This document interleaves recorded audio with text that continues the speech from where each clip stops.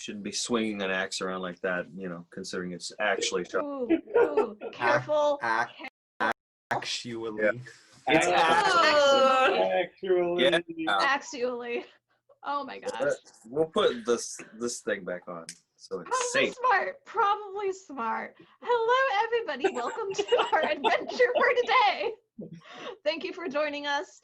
We are glad that you are here. We hope that y'all get to share this adventure with us and enjoy it as much as we enjoy sharing it with you. Welcome. Also, we have a few announcements before we start. Yep. Do we want to do the big reveal now or have that for the very end? Which big reveal? Big reveal. Just okay. Are you talking about number one on the announcement list? Yes, the number one on the announcement list. Well, I mean, they already all saw that. They already all saw that. So. Yay. I wasn't sure if that was gonna come right here or a little later. Yay! Nope. So, as y'all saw, it's so exciting. We have a new intro vid, and it's beautiful, and we love it. Yeah. Thank you. We Baller. actually, Wes, I'm gonna have you do the credits to give everybody who to thank, because it was Emery, right? Well, so the music for that is done by good friend Emery McCarter. He does some amazing work. Check out his links are in the descriptions. They're everywhere. Be sure to check out his stuff. He did us a big favor by hooking us up with those wonderful tunes. And then the video was done by our good friend on Fiverr. Their link will be down below. This ad not brought to you by Fiverr, but if you ever want to find a great artist, pretty much almost anything you would need to hire somebody for, you can almost, that in the artistic world, you can find on Fiverr. Fantastic job. I think they put that video together in like 48 hours. yes. It's incredible. There are some seriously skilled people on there. So you I'll should put definitely check their out link the in guy who everything helped us. below. Fiverr, hit us up for ads.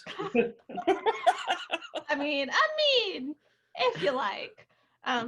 So thank you, and Wes, give a big thanks to Emery for us. That was amazing. Man, he did some amazing work. So y'all be sure to check him out, find him, show him some love. Yeah. It was fantastic. It's At the very least, be like, hey, good job. At the very least, like a bare minimum. A good job goes a long way. No, it is baller. Yeah. I'm just being silly.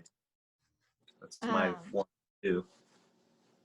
Like we do. Silliness is kind of par for the course here. So welcome to the shenanigans. We are also, on a slightly more serious note, sort of promoting Take This, which is an awesome nonprofit organization designed to decrease the stigma of mental health issues in the gaming community, increase awareness and support, and really provide for that need. And especially in 2020, we have needed all the support we can get. I don't know about y'all, but it's been a rough year. We're getting towards the end of it. It's been dog shit. Clown shoes, Garrett. That's your Clown phrase. shoes. Y'all can edit that, right? If I can figure it out, y'all can figure it out. Come on now. Editing for the dogs. Ha. So they do a lot of awesome work. If you have some spare change to donate, look at them and the work that they do. It's would be very much appreciated. If you can't, it's 2020, guys. We understand, and especially the holiday season. So just spread the love, share the word, share out their links. They're on social media and have a presence out there. And like I said, they do some really much needed work. So check them out. Also, you should totally check out Dinner and a Game. They are another awesome Texas-based group of streamers. They have been so supportive through this whole process. Ray is a great DM to learn from. And I say learn from because I actually get to play in one of his games, which is awesome. They have a Curse of Strahd campaign, a homebrew campaign in the Eberron world, which is really cool and has had some crazy things happening lately. So check it out if Eberron is up your alley. And if you like something that's a little bit more shiny, they have a Firefly game that they are also currently streaming that I get to play in. So that has been a blast, and really appreciate getting to know them, and you should totally check them out. Woo. I'm going to go ahead and turn this over to Jay for our other big news. Oh, we have so many updates. So many updates. So many. So, if you haven't seen yet, Twitch has on our page a new button. It's a subscribe button. Woo! And we just lost Garrett. Garrett, come back!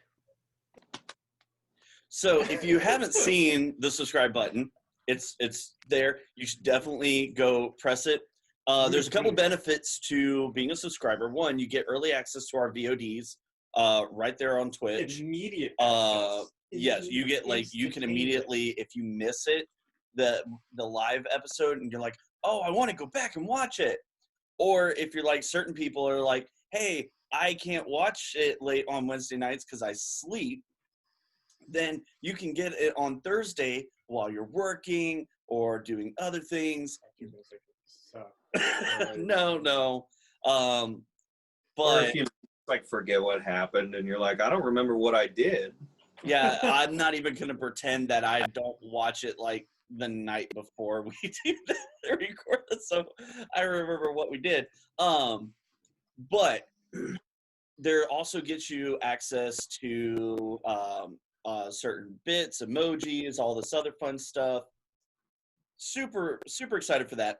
If, however, money's tight, can't afford a subscription, that's okay. On YouTube, on Fridays, we put out our free VOD, and you can watch it, check it out. It's not quite the same as getting to talk to us in the chat and everything that you get to do on Twitch, but at least you get to see us being our goofy selves. I feel like there was something else that I was supposed to say, but YouTube. I made the mistake of, YouTube is a thing. Yeah, no, that was pretty much it. I think that was pretty much it. The links for all our stuff is down below. Our And website, our Twitch, Twitter, YouTube, Instagram, The Facebook. the Facebook, all of that is on there. So go check it out. Spread the word. Share us with your friends. We're not exclusive. You could share us. We're cool. We're cool like that. Well, we lost Jordan. What a relationship this is. There he is. What So- a thing. It's a thing. I could feel the eye roll from across the miles. I don't know what you're talking about. You can see me. I did not roll my eyes at all. Oh, Brenda did. When? It's a subconscious eye roll. It was. That being said, back to you, Lord. Hey, welcome to the shenanigans. I don't know if I should apologize or just say welcome. So have I'm at all for YouTube. We're more fun that way. Without further ado, let's go ahead and jump into our session for today. Adventure. Ooh, fun times. Oh, Woo! My When axe. last we left our heroes, you, the 11th Hour, had made your way to the lair of the Underlord, a powerful beholder whose domain protected a number of folk, civilization, essentially, that had gathered underground to hide from the persecution they received on the surface world. He had a vast collection of goods and art and powerful magical items, including the journal that you sought. You successfully negotiated for the journal, the third of 4 that had been lost on this world, and also managed to gain a few mithril ingots, the first that you had seen of this so wonderful, much coveted metal for Doran. So much more.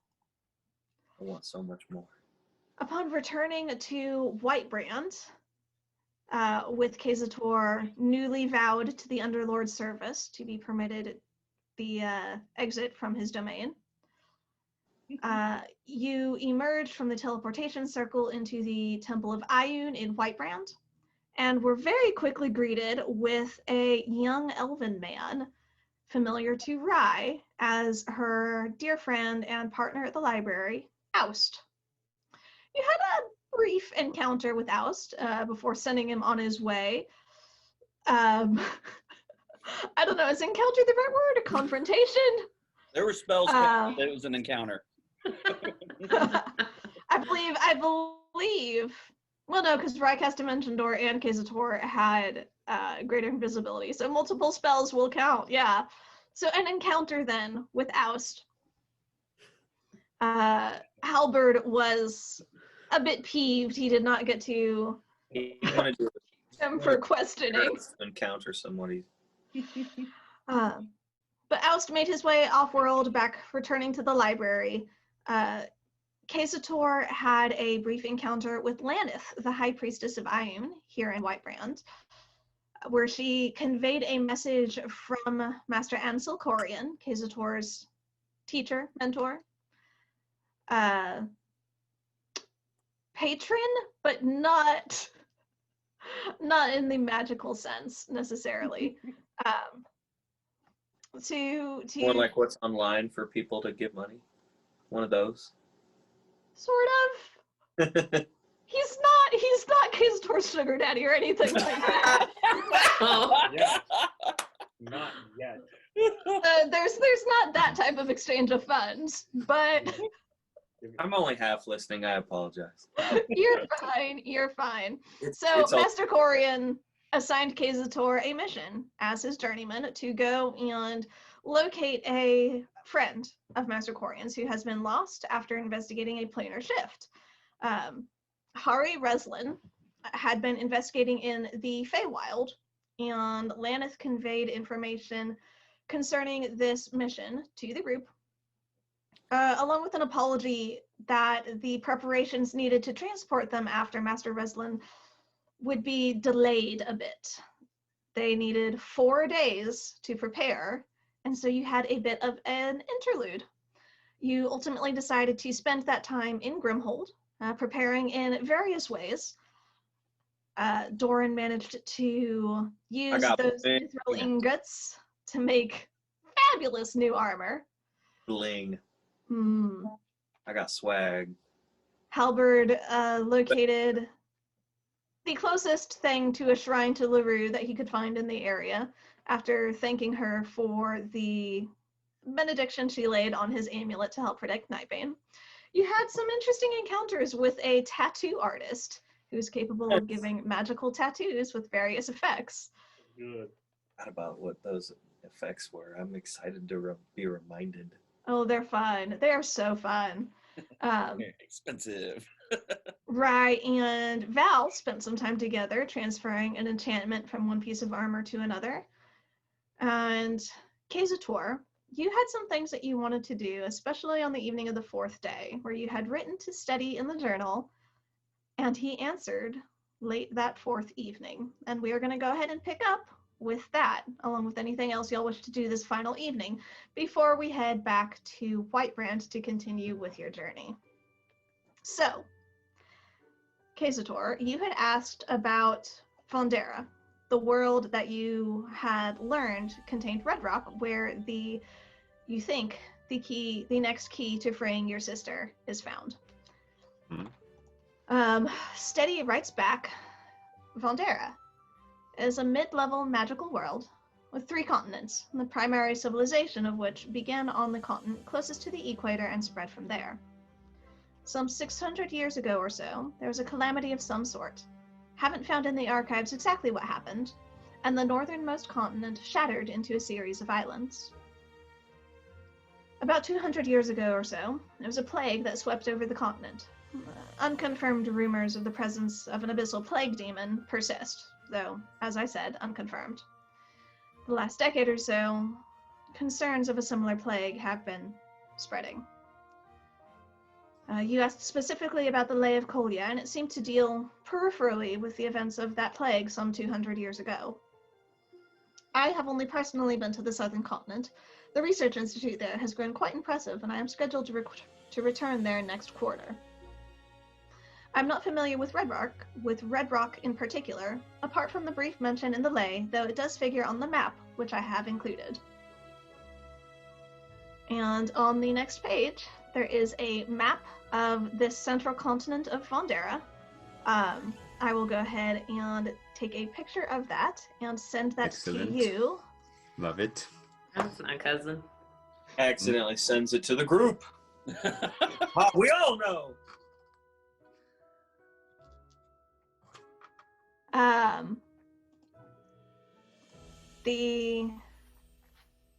There's a short postscript. Unfortunately, I have not been able to look much into House Veritas. I shall do so as soon as I am able, and will forward that information to you. Okay. Sweet. Are you gonna? Can you send me the body text of that as well? I will, yes. Thank you. I'll compile notes from that. Sure thing, sure thing. Mhm. So that is the message that you had been waiting for over the last 3 days or so. Okay. That'd be crazy. Sending this to Kazator. You're not Kazator in my phone, I promise. It's just... That would be hysterical. I know, you maybe should be. I feel like that's a thing that should maybe happen. I won't lie, you were Casator in my phone for a hot minute there, my dude. That's fair. And then it's like, all right. I mean, technically, we met as Jordan and Garrett and Casator and Dorn the same day, so Wow! It's It's true. like synergy or something. I know, crazy. Living my truth anyway, so. Right. You had also mentioned sending a message to Steady, specifically I mean, if I love to contact Offland about a certain set of runes, right? Yes. Alright. You also receive a message about the same time, the evening of the fourth day here. And it is in Offland's handwriting, which is unusual, but not entirely unheard of. It's very abrupt and short to the point, very much like the personality you're familiar with. And it's essentially just bullet points of Elvish make, translations included below, historically associated with extinct civilization that underwent some catastrophe approximately 200 years ago. See Halduin for further clarification.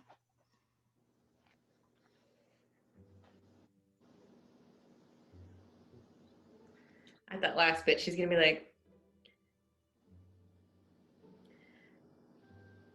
"Oh, oh, oh dear."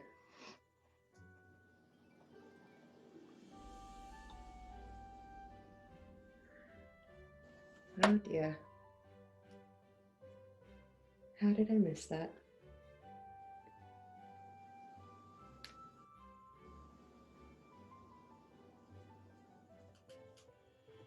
Okay. Evening of this fourth day, Doran, yes, ma'am.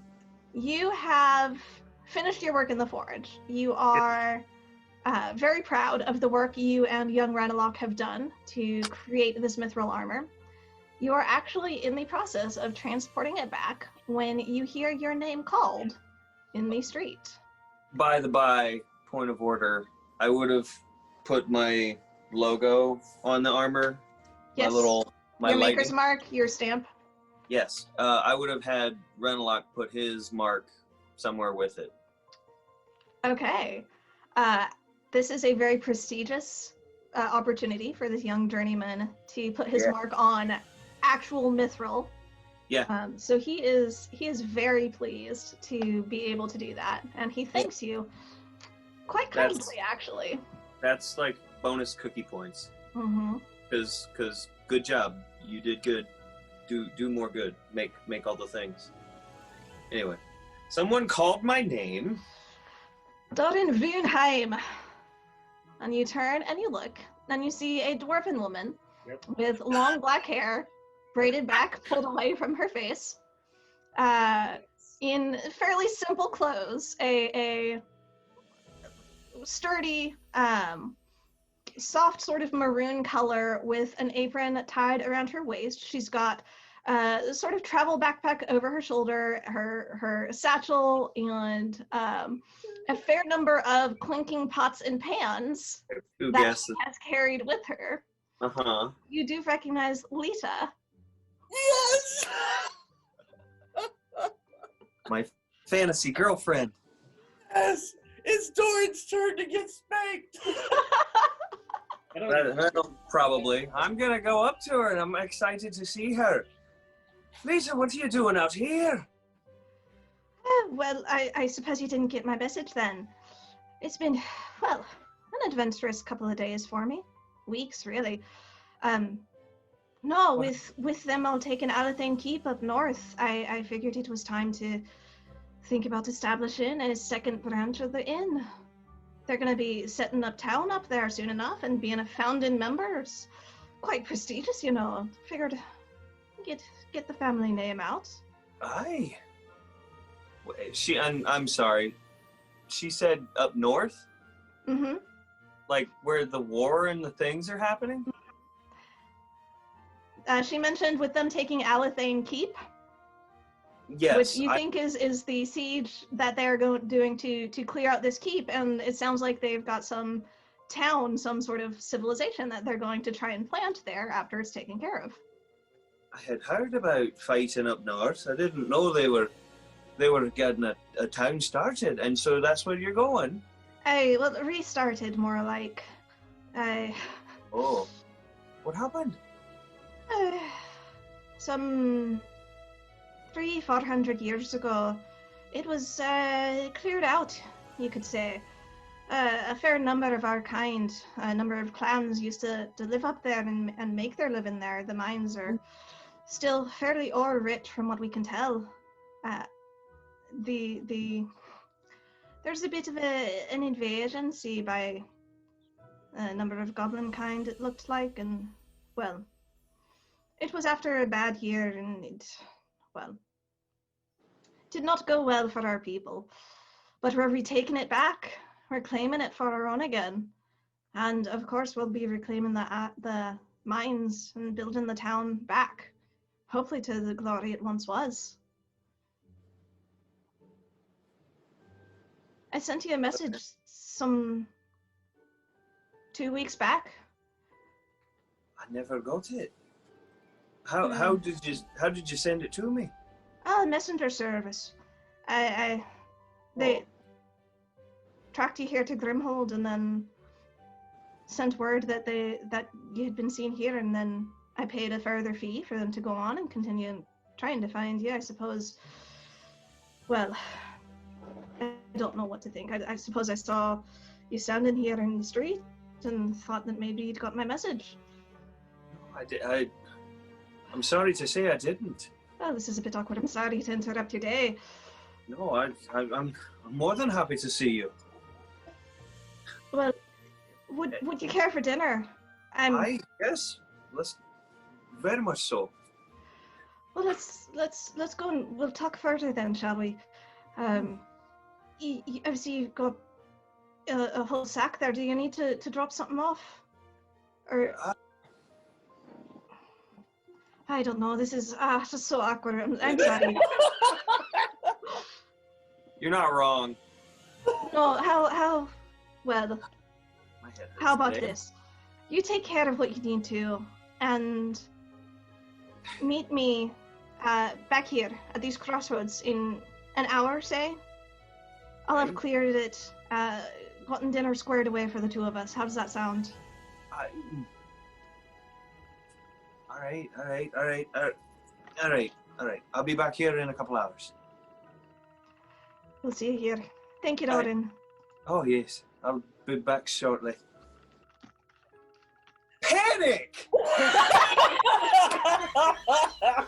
Yes. I like to think that Doran, as he's walking away, just goes, panic! Internally. Also, panic. Oh. Man, This just became the best my head session hurts. ever. My head hurts anyway because reasons, but thank you, Lauren. He needed the heart welcome. attack on top of that. Of course. Oh, man. Less heart attack, more like what do? No what do? I was So seriously as everybody like, is did she regathering send a back message at the song and story, you see Doran come in and he's just got this like shell-shocked sort of look on his face. Doran, that's some nice armor you have there. You Couldn't okay? you look happier about it, darling?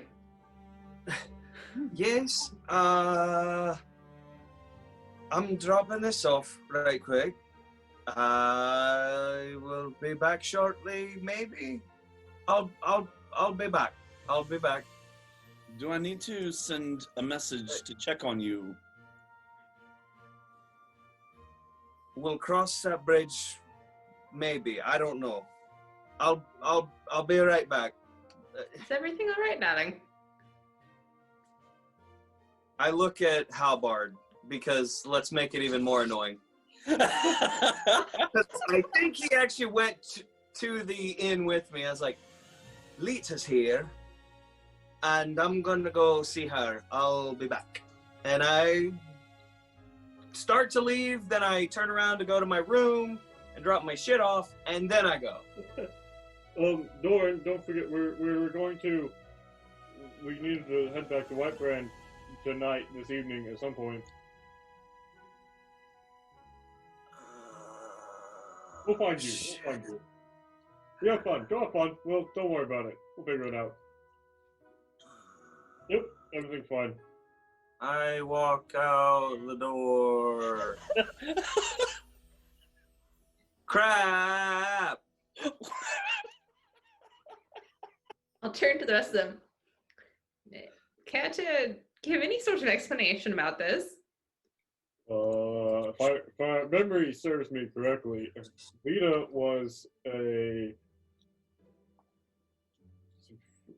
former, present, current relation of Doran's. She owns a tavern that we stayed at for a little bit, and then we continued on our way to do whatever it is we were doing, and then haven't seen her since. That was a few months ago. And I think it's complicated. Like all my Interesting. relationships have ever been. There was like a 2-day thing, and then we left for like 4 months. You know, how these things be. I don't know. I've never seen Fascinating. Doran that panicked before. This is kind of funny, actually.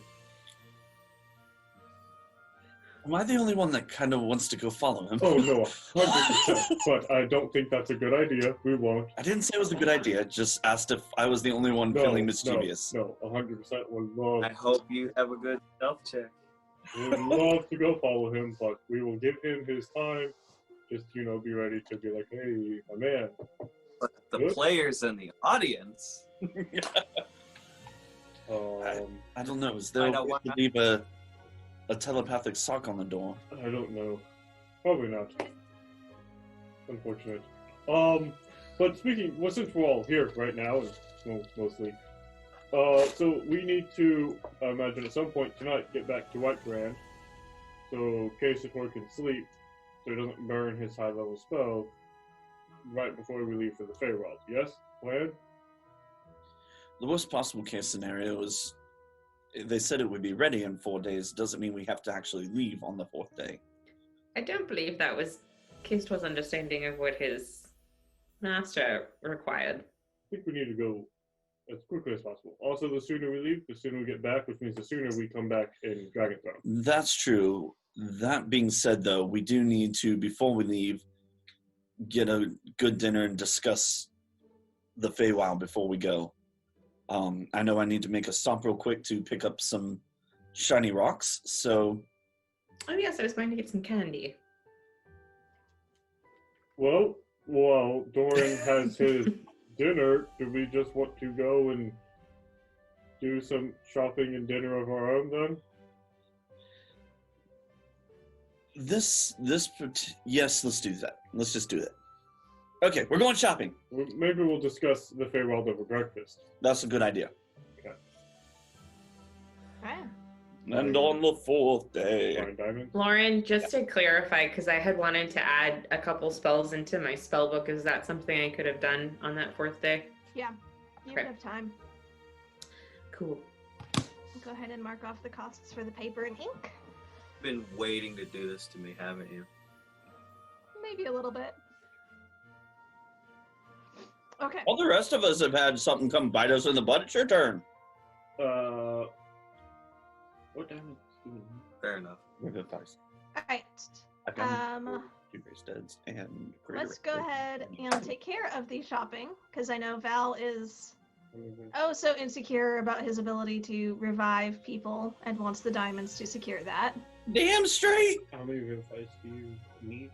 I'd like to have 3, but I have 0 right now. Okay. Because I gave you my last one. Okay, yeah. And then how much greater restoration do you have? I have enough for 3 greater restorations. Okay, so we'll need 600 for Revivify, or 900. We'll need 900 for Revivify. I've got the gold for it. I just need to find the actual jewels.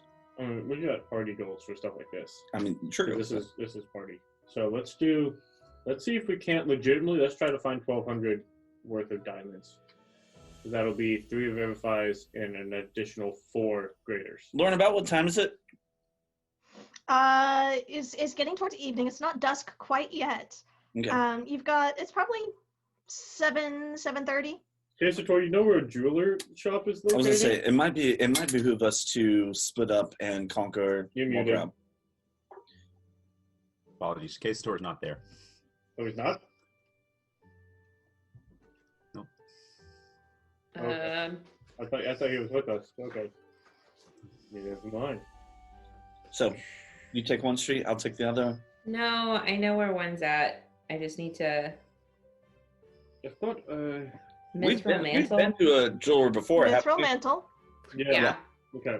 Because Grimhold's where you guys met, Rye. Right. Yep. Okay, let's go there. Let's Start with that. Let's start there and see. If she doesn't have it, maybe there will be Somebody else. someplace to Mhm. go. All right. Tally ho. All right. Heading towards the Mithril Mantle. Why don't y'all go ahead and? Well, no, we'll skip over that. Never mind. You don't need to investigate for it because you've got a shop in mind already. So you arrive. Yes. If we pass a candy shop, I want to get some candy. Oh, easily. Yes, Okay, you cool. can locate some Marv, fairly easily. How much would you like? How much Pocket full of butterscotch. would 5 gold get me? Jeez. Plenty. That is lots and lots of candy. That is like high quality candy. That's saltwater taffy. That's peanut brittle. That is various. Like 100. I'm getting 3 gold worth of really, really high quality candy and pastries for myself, and then 2 gold of the lower quality stuff. Okay. So you can get like some peppermints and some like caramels and some Mhm. little like for yourself if you really want to. They have a very highly touted alcohol-filled chocolate. Yes. Where there's a cream inside with various alcohols that are infused into it. And it's, Chocolate liqueur. I mean, you can smell it and it smells wonderfully boozy. Boozy or Nice. bougie? Yes. Both. Yes. I will get that. Okay. So you have a collection of hard candy. It's like the sort of thing, you grew up with going to your grandmother's house and she had the assorted candies, like the little strawberry wrapper ones. Those are And the the best. No, Yes. those are dope. Those are amazing. And like root beer barrels. Mm. Things that you suck on and just have for hours and they're wonderful. Mhm. So you have an assortment of those. Okay. Do it. Maybe some horehound. Although licorice maybe some of the ones that are less popular flavors, but still very aromatic. It all's money in the Feywild. That's it. Okay. And then paper and ink, but we don't have to do anything roleplay wise with that. Nope. Nope. You are good to find those, especially in Grimhold, where there's a number of learning institutions for arcane casters. Paper and ink are kind of one of their specialties. Cool. Okay. How much are y'all wanting to spend on diamonds? I need 300 gold piece diamonds, and then about 400 in diamond dust. Yeah. Okay. For 300. So you go and Sure, my math was right. at the Mithril Mantle, a lot of the spell components have been diminished in stock because of the war. They're harder to get a hold of. It seems like a number of the clerics of Bahamut sort of requisitioned what they think they may have needed.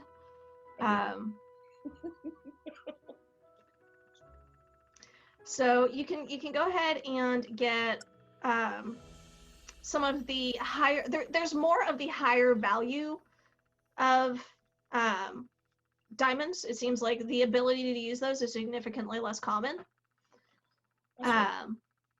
So anything from about 500 gold up is they still have their full stock of, which is essentially a 500 gold, 800 gold, and 1,000 gold piece worth diamond, which are beautiful. They have pieces of jewelry that have smaller diamonds that are inset into it, that they offer instead to sort of as a substitute, where it seems like the clerics didn't particularly feel like having to destroy the jewelry in order to get at the diamonds. So you have a couple options of those. All right, could we get 3 of the 500 gold piece diamonds? They have 2 available. Oh, 2? Okay. Let's take those 2, because we can take the 300 and then grind the 200 of dust off. That gives us 400 in dust. 300. I don't think it's gonna work like that. Come on! It does not quite work like that. You take a very valuable diamond and you break it, and it immediately loses a lot of its value. No, It's not just in the diamond itself, it's in the cut and the shape and the polish and the ability to refract magical energies in and through the diamond. Now, Lauren, could we get one of those 500 golds and have Casator with his proficiency of jewelers and take that 500 gold and turn that into 500 gold worth of dust? Yeah. Oh yeah, you can dust it easily enough. So we'll get one of those for dust. You did say there was an 800 gold piece one, right? Yes. Okay. Let's get the And 2 with 500. time, if Casator wanted to spend time with his jeweler's kit to sort of try and split that one, he could probably get 2 300 gold worth diamonds out of it, maintaining the integrity of the diamonds themselves. So you'd lose a little bit of value overall, but you would get 2 of those diamonds. I'm good with that. Okay. All right. Yeah, let's do that. Okay, so we'll get 2 the 500. 2 5s and the 8 and see if we can have Casator split the 8 into 2 3s. So we'll get that's 1,800 worth of gold for diamonds. Mm-hmm. Okay. Do we have the party funds for that? Yeah, or- yeah, we're good. Okay. I Good. got you. All right. I'll add that to the inventory, and then Yeah. And then we'll have Casator split that at some Yep. point. That would be 8. That'd be 185. Casator, during this time, are you just going through the journal, or is there something else that you're wanting to do? No, there is something else I wanted to do. So I helped on the first day with Nightbane's tattoo, and then kind of had just written the journal and was waiting. So while I was waiting, on day 2, just to set up day 3 or 4, whatever we're on, Right. day before, I went to get out the scroll of Raised Dead that I got from the Traveler and move it out of the book that I have of the Traveler, the practical jokes and his minions or whatever. And when I took it out, I noticed on one of the pages what looked like lyrics. So kind of as he read through them,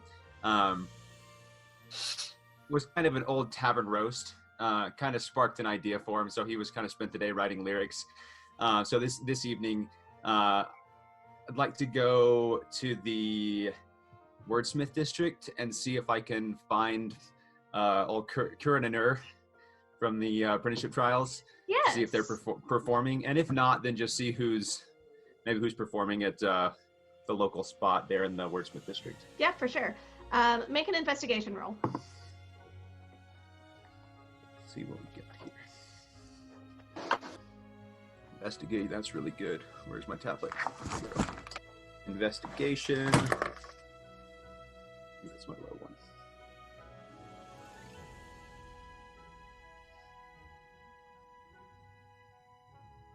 Investigation is going to be modified 20. Okay, yeah.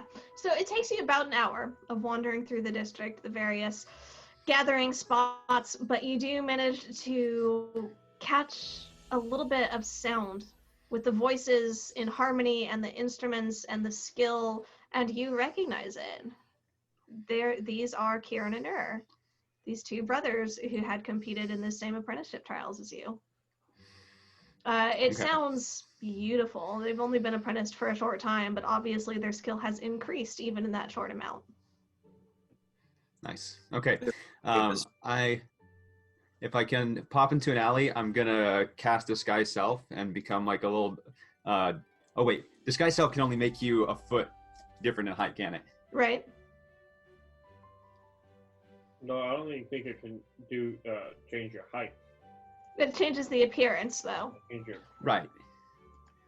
Dang it, I forgot. I just remembered that I cast it. So I will.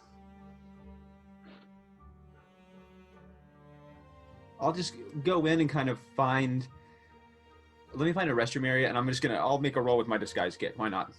We'll go simple. I know this went so bad. The only other time I've tried this, but just something simple, just so I don't quite look like me. I'm just gonna make myself look old. Like I'm already, because of the aging, I look like a middle-aged human. So I'm just gonna kind of. You look closer to elderly than to middle-aged. So what do we say? We said I'm almost 70. Yeah, you've got the appearance of like a 65 or 70-year-old man. I'm 70-year-old ASMR, and we live to be 180. Right. Okay, so yeah, middle-aged then. Like so 40-ish. Yeah, 40s, maybe late 40s. Okay. Salt and pepper thing going on. Yeah. Yeah, I'll kind of finish graying it up a little bit. Maybe do try to just age myself, make myself look just a little rougher, Yeah. Yeah. And the glue, the tissue paper, exaggerating the wrinkles and darkening the hair. Yes. Perfect. Yeah. So roll for disguise kit. Yes, roll for your disguise kit. Let's go with this dice.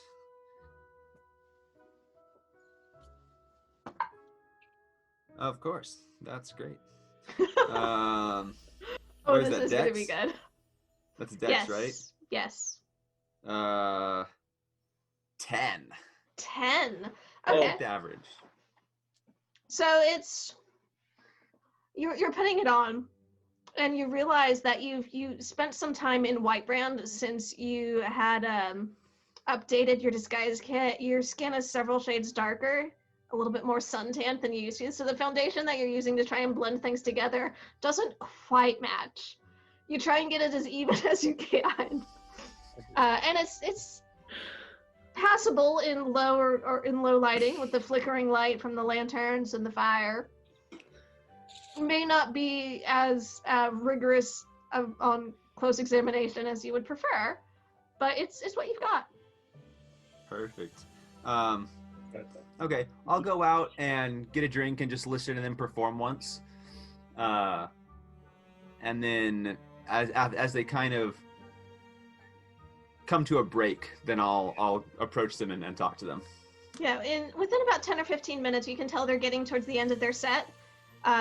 They raise their empty glasses and clink them together, and the crowd cheers, and one of the barmaids sort of hustles over with a flagon to refill their mugs, their tankards, and he slings an arm around Honor, and they sort of walk together towards the bar, just a few seats down from where you're at. Okay. I'll, if there's an open seat beside them, I'll grab my drink and kind of move to beside them. Mm-hmm. You can do that. And just kind of sit down and say, "Wonderful performance, boys. It was truly something. That was truly enjoyable. I used to be a bit of a performer back in the day myself, and wondering if I could, showman to showman, buy you a drink." Ah, old timer, certainly. Have a seat. And they welcome you into the seat and wave down the barman for you to get his attention and get him on over. A performer yourself, you say? Any name we'd know? Oh, probably not. It was a little bit before your time, but done a little bit of traveling. Never something so prestigious as here in Grimhold. But have you grown up here in Grimhold your whole life? Nah, we're from down south. What part? Little town. You probably wouldn't have heard of it. Farendale. Interesting. I think I may have seen it on a map before. So, They have you sort been of here? laugh. Farendale on a map. Funny joke, old man. Have you been here performing in Grimhold long? A couple of months. Robert's map. Excellent. Well, I was wondering if you might humor an old man and let him relive a little bit of his glory day. What would he say to a friendly wager? One song versus another. We put a little bit of coin down and let the crowd decide. Make a persuasion check. All right. I'm amazed he hasn't made a teaser check yet. 21. 21. Yeah, they sort of share a look, and without even speaking, just a nod, and you paid for the drink. Take your time, old man. We'd love to hear what you'd have to say. Go for it. Shall I perform first, then? Tell you what. Let's toss a coin. So how this is going to go is you're going to roll, or I'll roll the d20. You call Okay. highs or lows. Okay. Where did scissors? Pull this out. Because I was nice and neat and organized my whole desk. I forgot to Nice. pull out dice for session. So yay. It's okay. I keep my. She's got a whole High or low? Let's go high. That is 13. Okay. You So- pick. You want to go first, or you want to go second? Okay. You boys are the locals, so why don't you go first, get the crowd warmed up, let them know what we're doing, and I'll see if I can't follow the act. All right. Sounds like a plan, old man. How much coin would you like to put down? Ooh, let's make this real interesting. 5,000 gold pieces. We'll say 25 gold pieces. Are you good for it? Aye. That'll do. All right. Let's do this, old man. So they count it out and they leave it, entrust it to the barman to hold. Okay. I'll count and and then do the same. Insight on the barman. Oh wait, Halbard's not here. So they clink their mugs together and then drain them dry and then slam them back down and head up to the little stage where they'd left their instruments propped neatly, this little raised section of the floor. And they take up their drum and their guitar, fantasy guitar. I'm missing lute. Yes. Loot or yeah. Get from the dungeons though. And they start performing their song. And okay, so they perform fairly well. It is they're getting a little tipsy at this point. The music at one point is just slightly out of tune, but they cover it with gusto. They recover. By the second round of the chorus, you've got the audience stomping their feet and singing along. This is obviously a crowd pleaser, a fan favorite, and it's a song about Grimhold, sort of going through the 5 guilds here and the formation of the city, and a rousing number. A few minutes later, they bring it to an end. They finish. The crowd cheers and claps, and they clear the stage for you. Hey. I'll go up there and show a sportsmanship, just kind of clapping. I'll take my drink up and raise my glass to him, and let's hear it one more time for the brothers Curran and Nora. What a performance! Yay! And I set it down on the edge of the stage, and motion to the lute and look at them and say, if I may, use their lute. Mm-hmm. I get a nod, then I'll... Yeah, it's a nod. Okay. They're generous and they're slightly drunk, so yeah. Sure. Okay, I'll pick it up, kind of strum a little bit, make sure it's, get a feel for it. Say, tonight I have for you an old tavern roast. You say that and cheers. Cheers across the bar. A favorite of the folks up in... Where are we, Grimald? Wait, are we... Whitebrand's down? Whitebrand is Or up? west. East. West, okay. East. It's I'll east. say, It's favorite east. of It is far east. Other side of the island. Okay. East. I need my map to keep me straight. Alright. We here, it's there. Actually, I won't name a specific city. I'll say, a favorite of cities all over the continent. About a bumbling group of lovable adventurers known as... known as the Nick of Time. And I apologize to all of your characters in advance. Oh, this is gonna be great. Oh, please. Oh, please. I'm so excited for this. Oh, So- we're popcorning this. He'll just start strumming away. And I apologize most to Doran because his stuff isn't even true, but I was having a hard time. Here we go. All right, kick me while I'm down. while you're with yeah. You're down on Yeah. Oh, there was a dwarf named Doran. In truth, he was quite boring. Served some weird goddess Lauren and was barely 3 feet tall. As a fighter, he was lacking. A blacksmith, he was slacking.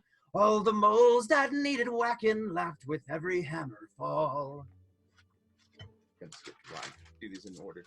Yes, they even had a tiefling. And though her life was briefling, she caused them all much griefling. Her existence, it was wry. The way she'd start a disagreement with someone's head as hard as cement, causing a stir wherever she went. Maybe her whole life's a lie. Oh my god! And they had a pal named Sulyex. His actions, they would perplex. You'd think that he'd save their necks, but he was incompetent. His great axe quite a blunder. Every fight he would go under. And so it is no wonder now he's a clerk's assistant. Now Valtano was their human. Death over him was looming. A eunuch we're assuming. Certainly he was not brave. The way dark spaces made him shiver, and spiders made him quiver. Yeah, he's kinda lily-livered, yelled his father from the grave. Now old Halberd was their fay, hard-headed some would say, or the one that got away to a certain dragon white. Now his family's organ donors, so he became a loner, not the greatest of pet owners. I forgot to write the last line. Can't forget their ASMR. His deeds they have spread afar. He was the celestial shining star. His pure voice never failed. And if you're skeptical at first, if this group was truth the worst, Why the one positive verse? Well, who do you think wrote the tale? Woo! I don't- Oh, that was wonderful. Why did you not want us there for that? I don't know. Can't And imagine. in character, I use different names, but just so y'all would know, I did change the names in the. Any resemblance to characters, fictional or real, is entirely coincidental. Mm-hmm. Yeah. You know, this is It- the one time that we could have actually known that Casator was a bard, and he just wasn't. No, Jeez. coward. Okay. Oh, that was Casator, beautiful. take a D8 inspiration from the DM, because that was delightful. Oh, I totally forgot. Dang it, that's fine. Okay, yeah. Roll performance with advantage.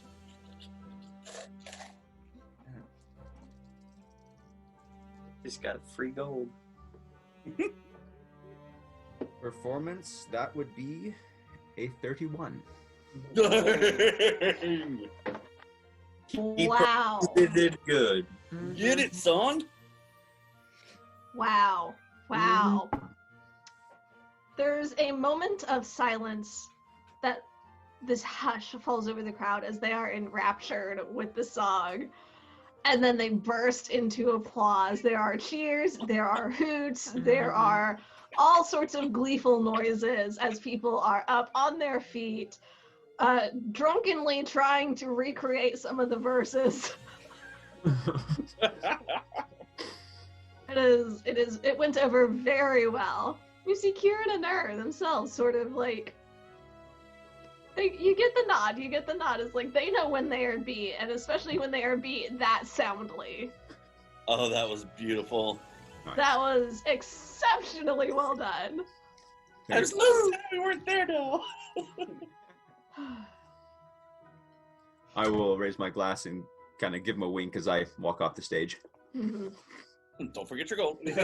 Walk up, no, I'll go get my gold from the barman. Yeah, you head on over. He gives it to you without issue, and Kieran and Ner make their way through the crowd. They offer to buy you another drink. Certainly. So they sit down and they're talking with you, sort of drunkenly still, about how this tavern roast was the tradition. What's fair game, what's off limits, how do you come up with it, where's your inspiration, and like trying to figure out the secret of your success. So over the next hour or so, it is a very pleasant evening that you spend with them, and they are very eager students, like just listening and trying to absorb all of the information. Nice. Didn't have a chance to finish beating him at the apprenticeship trial, so I had to go take my shot. That was wonderful, Jordan. Thank you. Absolutely. Hey, Lauren, one Yes. quick thing. As we're walking around doing shopping while we're waiting for Jordan to finish his date, is there a way to just sell off some of the extra stuff that we have in the bag? Like Oh yeah, armor, absolutely. I don't know.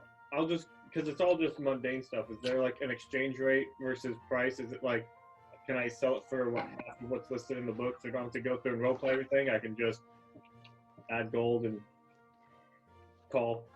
In Grimhold, you'll get a slightly better price for any weapons or armor. So you'll get about 3/4 of the listing price for any weapons or armor. Everything else will be about half. Okay, yeah, it's all weapons and armor. I'm getting rid of some chainmail, a splint mail, some leather armor that's been in there for a while. Can I roll a quick persuasion check just to see if we do any better? Sure. We're gonna say this is a DC 22. I was actually going to ask if I could do that because that's one thing I'm good at, but she beat me. If y'all want to, each of y'all want to make one. Yeah, I want to make one too. Okay. Yeah, no, I am not at a 22. No, not quite. So I will take whatever you said 3/4 price for. 3/4 price of what's listed. I'll go through and do that. And they apologize, just we're already, limiting our cut, but it's in such high demand that, with the volume that they're passing through, that's what they can do. Of course. Well, thank you. Here you go. And I will start reallocating things. Good deal. Because I'm pretty sure bag holding was just about full. Oh, no. We have... It only holds 500 pounds. Yeah, no, we're about halfway full. Listen, Okay. I have 5 rocks, 5 torches, rope, a tinderbox. I don't have anything that weighs a lot in here. That's fair. I'm selling off the weighty stuff.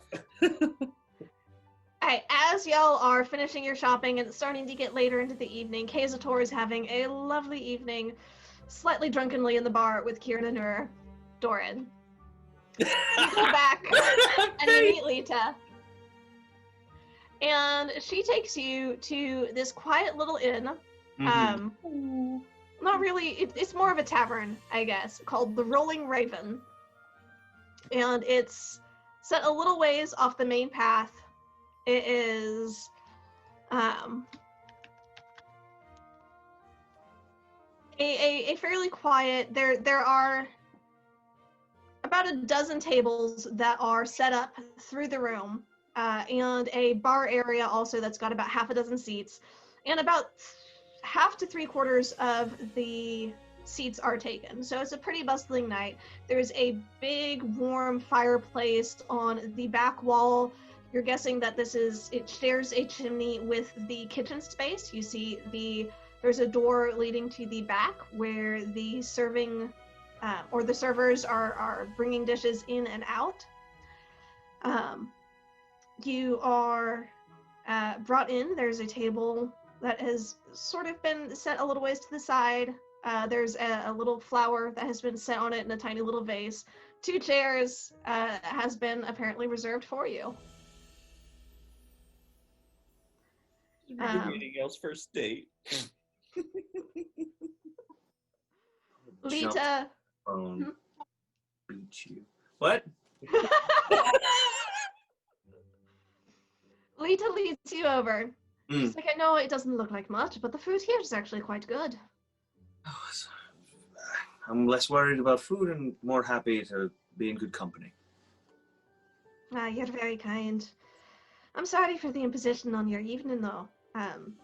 But I did want to, well, sort of go over the message I'd sent you here in person if you hadn't received it. Yes. Truthfully, well... Shut up, hyenas and peanut gallery. Because I have a hard enough time paying attention right now. Anyway. Stop it. Please. Guys, suck. Just mute yourself. Might be a good idea. Why don't you go ahead and do that if you need to? Alright. Truthfully, I recall you wanting to make a name for your family. And, well, I guess the gist of the message I'd sent was inviting you to come along with me, and there's not much more prestigious than being a founding clan of a new town, especially if it grows the way we hope it will. I know you said your family's from a ways away and it did take some time to travel, but I'd stake a claim for us. As I said, the mines are ore rich, and it sounds like most of the work's being done. It'll be a mite rough in establishing trade routes and making a name for the city itself, but over the next couple of decades, with the hard work we're willing to put in, we can establish a fair city, I think. Is this something you think your family would be interested in? Aye, that would be grand. The problem is getting family here. There's, and truthfully, there's not much of us to be getting here, but finding ways to relocate would be the difficult part, but that would be very good. Lauren, would I have any, like, the power of the magic headband, would I have any idea of how I would even begin to get them folks over here? You've got some ideas. You know that Master Corian, as an ally to Kazator, is a powerful arcanist who has already confirmed his ability to teleport. You know that you are being sent across planes with Laneth here in the next day or two, depending on when y'all decide to go over. You know that the Sanctum itself, you could contact Rissa and have that be a potential avenue of travel. It's kind of, what would you want to pursue?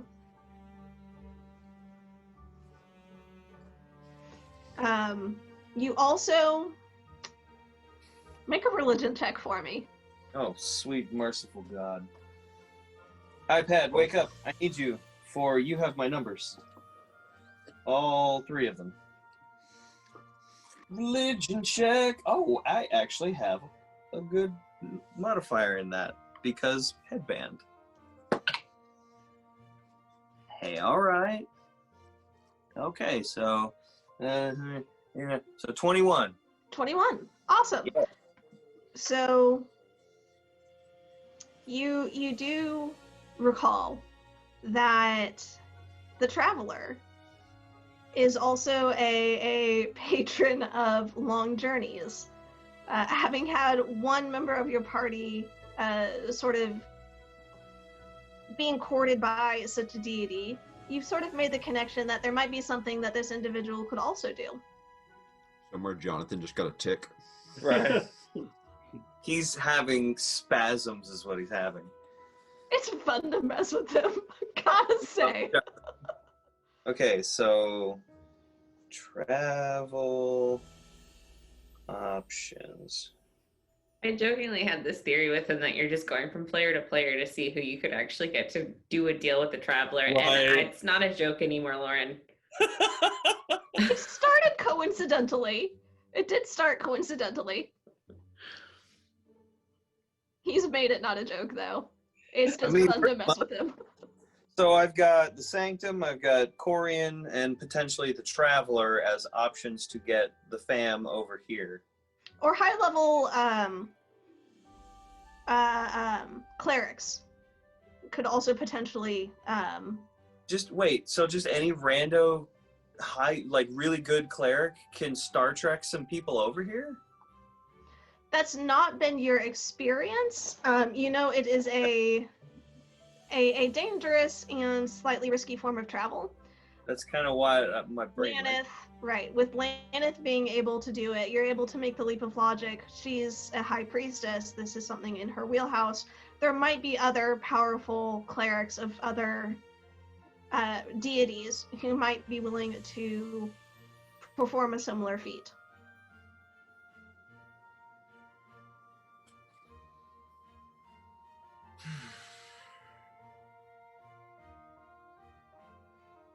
Make a history check for me. Oh, okay. History, and that, well, there went that dice. No, you know what? I want that dice. It's the one I picked up. I will roll it. That's, well, damn. That was out of the tray, but it was a 20. Hmm. That was a 15, so that's not bad. History, so 19. 19. Okay. You remember when you were young, growing up in Nidavellir. Okay. There were tales of journeys that priests of Moradin would make, traveling to the seat of the father himself, to his forge, to work and to study and to learn what they can at his feet, essentially. You'd always thought that was sort of a spiritual jargon for like a vision quest or something like that. But with what you've experienced, the things you've seen on your journeys, you think maybe it was a little bit more of a literal journey, a literal travel than maybe you once did.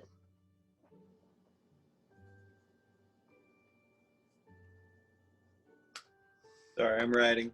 Mm-hmm. Okay. Well, quite frankly, dear, this is excellent. Excellent, excellent, excellent. The problem of travel is a bit more extraordinary than you might expect. I remember I told her different stuff. I think I mentioned the Sanctum, but didn't like explain necessarily what was up. You mentioned you worked for this organization and it took you to strange and distant places. Okay. But I don't think you actually mentioned the jumping across worlds and different planes. All right. I'm about to sound mad. You remember the place I said I worked with, the organization and the Sanctum and going to the fantastical different places? I remember. Well, I'm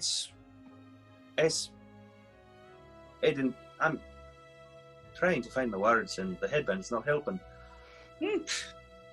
I don't know if that was in character or not, so leave it alone. Well, to be perfectly honest, that's how I came to even be here. I'm not even from this world, as it were. I'm from a different world, and that's where the rest of my family is. We've been jumping from world to world. Do you know of the planes? The different places like the Feywilds, things like that. I've heard tales, Aye, well, right now, that is actually one of the things me and the group I travel with, that's what we were about to go do shortly. We have one of my allies, he's needing to go to the Feywild, and we were going to help him, and we were going too. And that sort of travel is what we've been doing, and trying to get the family here is going to be difficult. That is quite a journey you're undertaking. You weren't joshing me when you were talking about strange and distant places. I know it sounds crazy, but the world is so full of crazy as it is, especially because it's 2020. But you know, but I mean, we see magic and all sorts of things all over the place. It's not too beyond the imagination, I suppose. Not terribly beyond, I don't think. Aye. Make an insight check.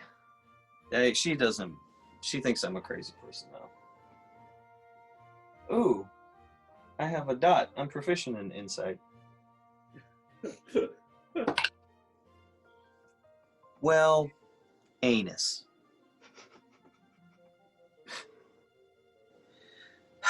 11. 11. Right. You get the idea that it's not that she doesn't believe you, but that she seems a little distant, almost as though her thoughts aren't exactly on this present moment, that she's trying to remember something almost. Like her thoughts are on a memory of something like that, and she can't quite make it make sense. I'm waiting for the other shoe to drop.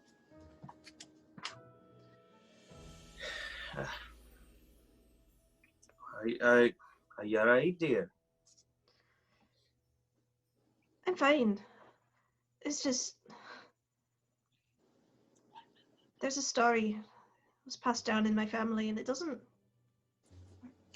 Well, I always thought it was like an old wives' tale, a story made up that you tell to the children. What is it, Lita?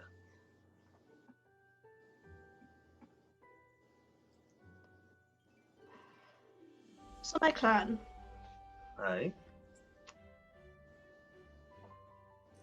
we were from Eleventh.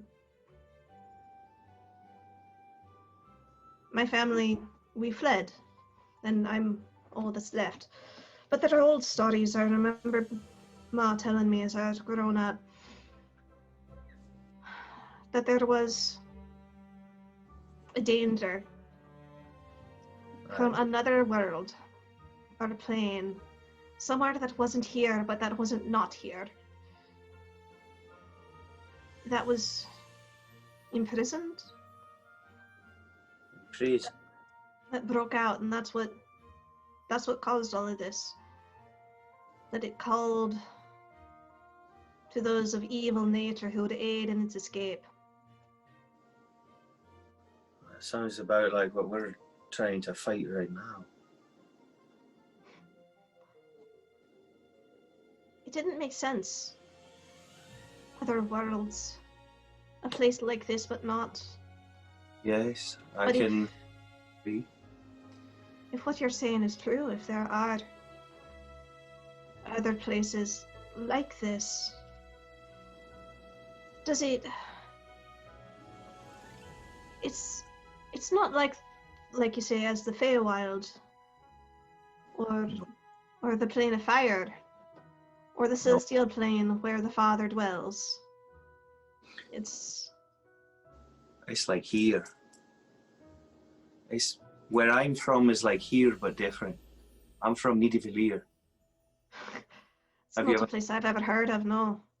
Aye. And yet here we are. We're living in a time of fairy tales, of stories. Is it even possible for your family to join us? For us to build a future together? Is that something we could even do? I roll insight to see what the answer is. Oh, never mind. Inside the deity. Oh, that one was better. I don't rightly know. I'm not willing to lie to you. I don't know. But that does not mean I'm not willing to try. I want to make this work. Back home, I mean, there's only... You can count the members of my family on one hand. They sent me out to go and spread our name and try and make something. And I think the two of us plus the rest of them, I think we could make that mountain great. Build a new kingdom, perhaps. There's such rich opportunity there. There's so much potential. Aye, plus I'm getting a phone call. That's the future calling, dear. That's Val checking in on you. Oh my god. Please. I can't. Don't. Stop it. Stop. Stop. Well, I know you said you had friends waiting for you, Yes. and it's been a wonderful evening spending time with you again, Darren. I don't want to go. I'll be honest, I don't really want you to go either.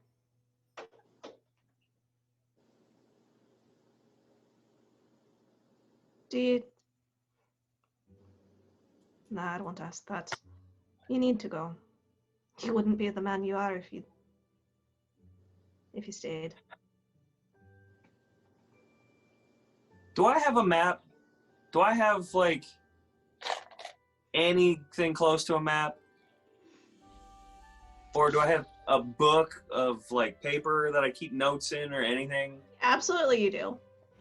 Fabulous. I want to take down notes of where she's going, where the mountain is, just the general of what we've talked about, because I don't want to, like, I'm not going to let this slide. I'm not going to let this go.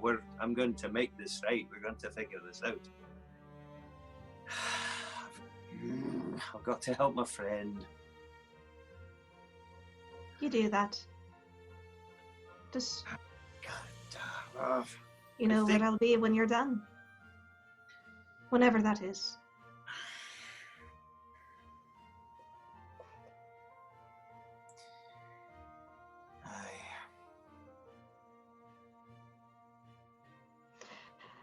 I think in us sitting there, I don't know whether before or after this is over, but I think I would have told her about some of the different fun stuff we've done, like visiting tombs and almost dying, and and visiting caves with beholders and almost dying. Not almost. So I probably would have told her about those, and just like the short list of things keeping me going is I have good people around me, even though some of them like to be turd burglars. I have family waiting, and I have her to think about. Well, DM, as the evening's progressing, I swear to you, Jay. can we very kindly use locate creature to find out where Doran's at? Doran, would you have told any of them where you were going? I think the words I spoke for themselves when I spoke them back when we were together. Because I didn't know how to be. Yeah, technically you didn't know where you were going until She she... didn't say anything. This dwarf didn't even know what was up. Are you saying, like, verbally, I think I'm gonna see if I can figure out where Doran's at? Who, me? Yeah, Val, yeah. Yeah, no, I'm... Do you have some sort of concern about him going out to meet this Lita person? Has there been danger in the past with them? Anytime one of us goes off on our own, there's danger. Specifically with him and this Lita person? Never split the party! It's like nothing untoward. Just want to make sure we can find him, he can find us. He knows where we are. Give it a little bit of time if necessary. Just This was like late in the evening as it's getting later. Not interrupting. The intent is not to, because people will gripe about this.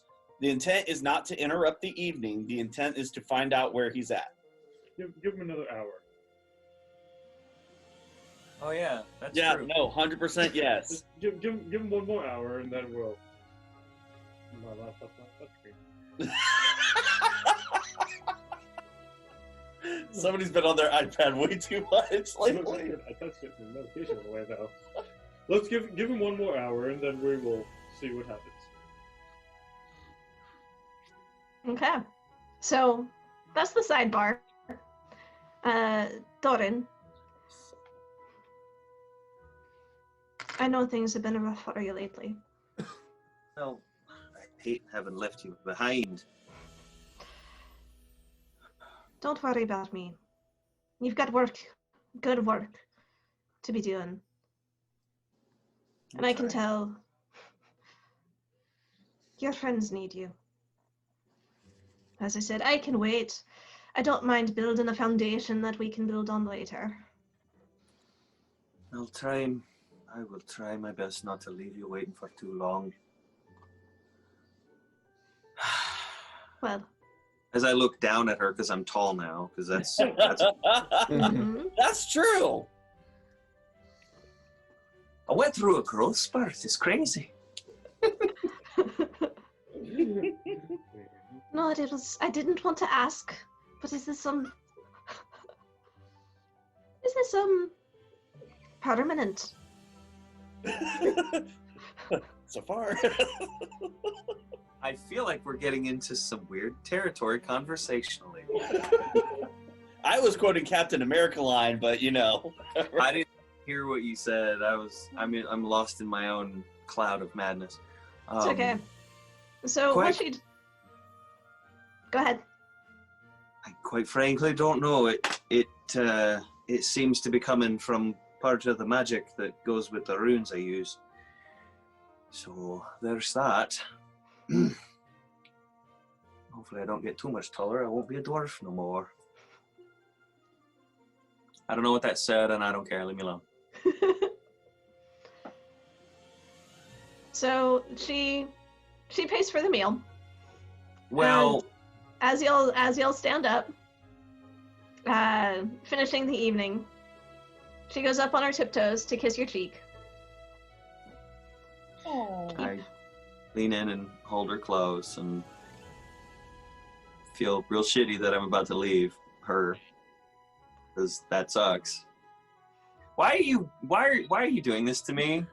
Like I'm having all the flashbacks and it's awful. Thank you. Sorry. Welcome to life.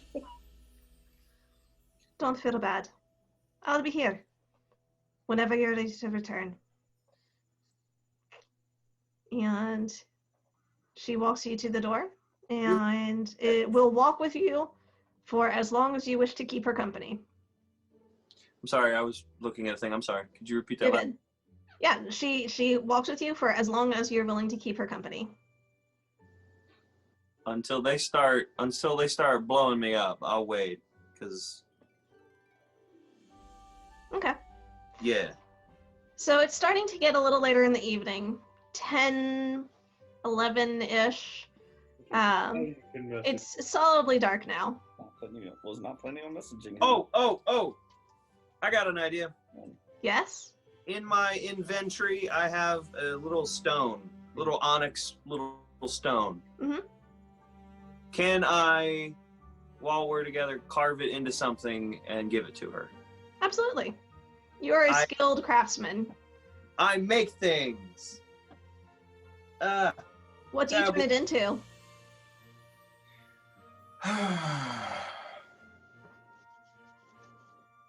like a little heart-shaped thing, but with like rune-looking bits all over it that have like the dwarven motif. Does she have like a family emblem? Not that she's ever claimed. Doo-doo. Because I wanted to try and see if I could take mine and hers and like put them together. You can ask. I was about to be like, hey, you got a logo? All right, well, when I get to that part, right here, I want to put my logo, my family emblem. We'll Right. use this. We'll use the second take. What's yours? I want to put yours with it. Make a persuasion check. Rolling dice.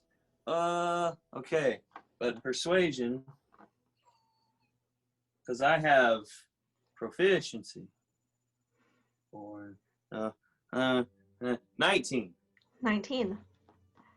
There's a brief pause as she seems to sort of think it over. From Clan Alathane. Oh yeah, I wrote that down. Mm-hmm. Do I know what that means? You recall from earlier in the conversation, Uh-huh. the siege up north is to take back Alathane Keep. Yes, because I wrote that down and I thought I heard that. So that's important. She's like royalty in something, maybe.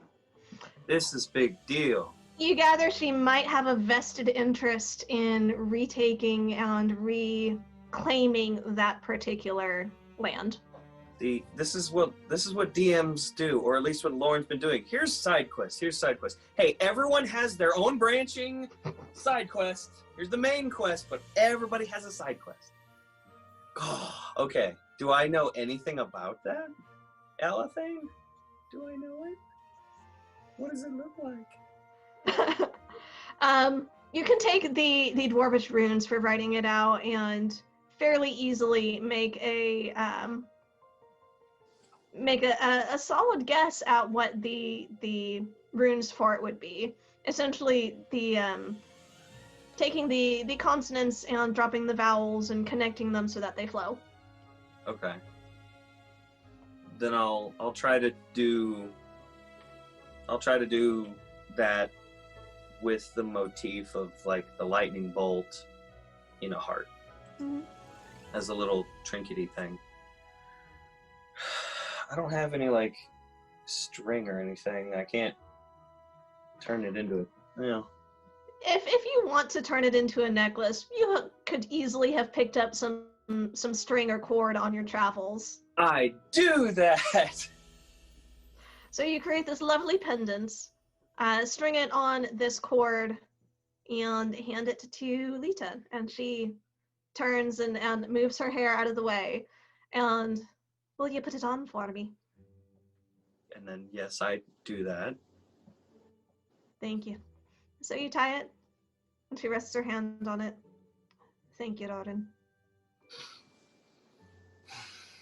And yeah, and I hug her, and I wait for my inevitable phone call. All right, Val. My if- chaperone. Yep. If you were going to do ascending, this would be the time. If you weren't, then I'm going to go ahead and have you roll investigation. Which way did you want to play it? Investigation. All right, you are rolling investigation at disadvantage because he is a moving target. We'll say DC 18.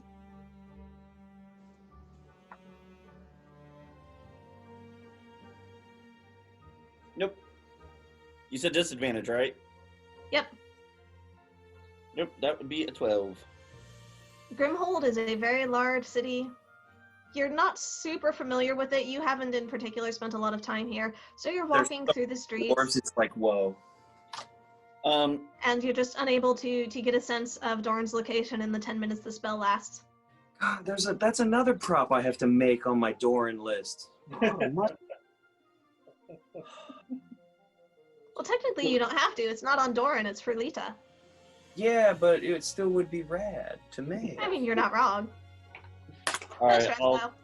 I'm actually gonna get Black Rock and like get my Dremel out, carve it. I'll use a sending spell. Doran, just making Doran, sure. shortly before midnight, you get a sending from Val. Just Thank making, you, DM. just making sure you're all right. Mm-hmm. Did you get lost? If not, make sure you get some rest before we leave. How many words do I get? Because I haven't ever had to do this. 25. 25. Does Doran know that? You would. I've sent like 100 sending messages in front of you. Now, here's the bonus question. I don't know if I have to say this out loud or not. Would I know?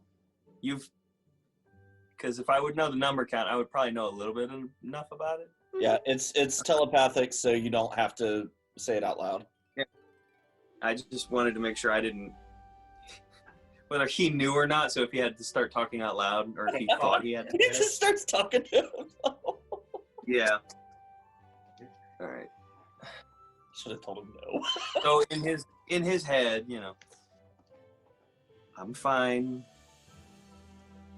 When do we leave?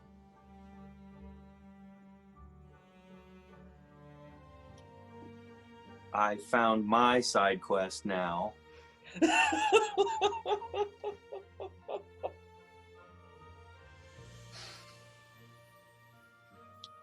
Life is complicated.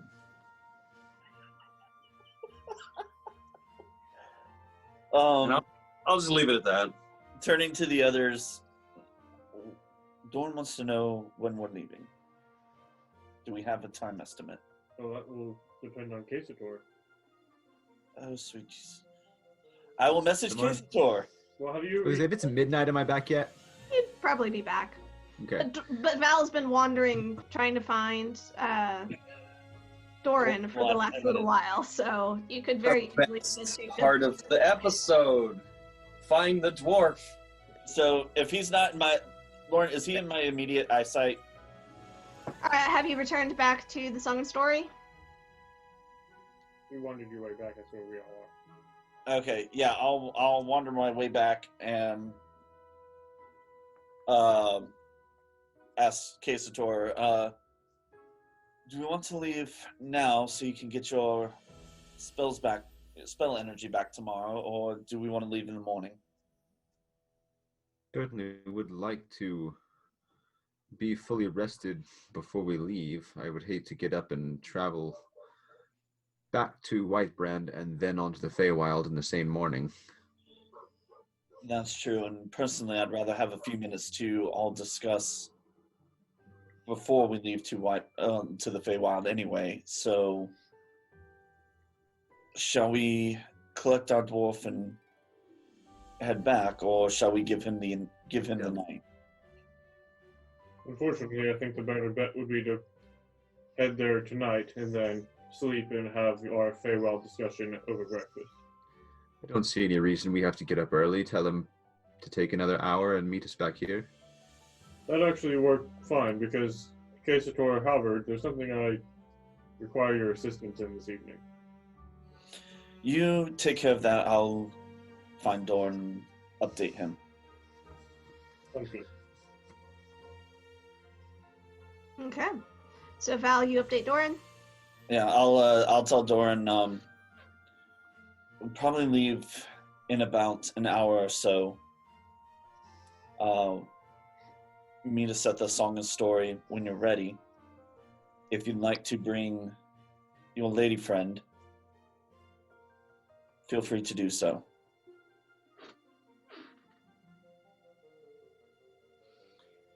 Do I have a time limit before I can not send an answer back? 6 seconds. Oh, crap. Well, then you hear a short string of aggressive sounding words in a language you don't recognize, because I speak giant and you don't. That is fair. Okay. Be there soon. Dorn, why did your voice change? Well, shut up. I think I just leave it at that. Yeah. The rest of the words are used up by. Your giant cursing. Yeah. A little infernal thrown in there because Just because. It's bookended. It starts that when he's like, okay, I'll be there soon, and then just immediately back into it. Yeah. All right. So Doran, over the next hour, Lita walks with you, and you eventually end up heading back to the Song and Story. And before you actually arrive, right as the time's almost up, she pulls you off the main road and into a little alley. She reaches up and pulls you down and kisses you. Full on the mouth, just So sweet. as heartily as she can. I mean, When she finally lets you go, she looks up at you, gives you a little wink and a big grin. Something pleasant to remember me by. Howdy back. yes, ma'am. And then And I'll she go sends on. you up to this inn. Yeah, I'll go do the thing. Are they in the room? Have I see them yet? Are y'all down in the common area? yeah. While we were waiting, I wanted to do a thing. All right. Silyax, I also am you... gonna do a little thing. All right, we'll start with Silyax. Life is complicated, lads. And So shortly after midnight, before you're getting back. So Doran is not there quite yet. Right. I'll have a tankard of ale sitting on the table for Doran when he walks in. So I will look to Halberd and Casator and say, would you accompany me outside for a little bit? Need your aid in something briefly. Shouldn't take long. Certainly. All right, mate. That's the best Albert impression we've got so far. I am a perfect professionalist, thank you. Satire is my name. So, Lauren, I would like to go find, I mean, not wandering too far, just a quiet-ish area. You know, Yeah. it doesn't have to be... This late at night, the streets are not silent, but quieter. It's not hard to find a little out-of-the-way alcove. A place that I think would be, you know, appropriate. See, Silyax, you've spent the most time wandering the city, because Casator has been here just as long as you have, but he has spent a lot of that secluded away with Master Corian. You're very familiar with the streets, especially in this district, between here and Corian's Tower. So you can go and find pretty much exactly what you need to. Okay. So I'll go find a little, you know, a decent sort of alcove, not too many people around, quiet little area, and then I'll look to Halberd and Casator and say, I'm about to do something, and I would ask that you two would act as a witness for what this is. Don't judge me now. It's gonna get crazy. It's it's something that I wanted you two here because, well, you're my friends, and known you two the longest. I would have liked for Doran to be here, but I didn't want to interrupt his evening. Thank you. But just would like for you two to act as a witness for this. He pulls down his pants. And then I will go off a little bit, and I will then I will pull out my sword, and I will put my sword sort of wedged in between whatever ground or cobblestone so it stands up.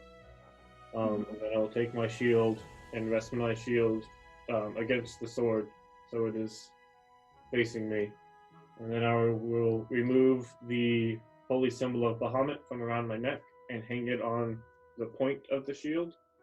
So it's actually there facing me. And then I will kneel down in front of this little shrine that I have constructed. And I will begin to say, when I was raised, I was taught what I believe to be the truth of Bahamut, of you, the Platinum Dragon. However, I have learned in my travels that what I was taught was not entirely correct. Most of it was wrong, actually. I had thought that the church was following the will of you, of Bahamut. I'm afraid I'm not sure that's true anymore. In my devotion, I had thought I was devoted to you. But what I'm afraid and what I've learned is I was more devoted to what the church taught me was you. I realized that you are not what I was taught to believe. I feel as though everything I've learned is now being brought into question, what is true and what is not. Which then raises the question of how can I be devoted to something that I do not understand? And so, I'm not, well, to be perfectly frank, I'm not entirely sure that I know how to be. But there is one thing that I do know. What I am learning, I should say. And that is that you indeed kind and compassionate. I know that one should strive to be known by their good actions, not just their words. Words are cheap. I know that you must face all hardships with courage. I know that I have to encourage my allies around me to face them as well. Through this, I must be strong, not just of body, but of mind and will. I must ensure that any shortcomings I have, I can do what I must to overcome them. I must aid my friends in whatever facets they are lacking in. I did not choose to be your arbiter in the beginning. I wrestled with it for a while,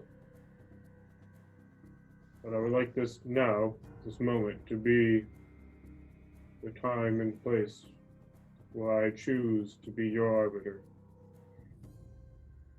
To fight against the Church of Tiamat, the cult, and to bring the Church of Bahamut back onto its right path. To realign the truth of your teachings, and to Do away with the falsehood that has been preached for so many years. This is my oath to you, Platinum Dragon.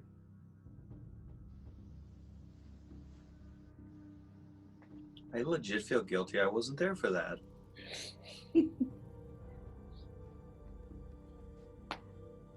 As you speak, Solix, you feel a wave of power wash over you.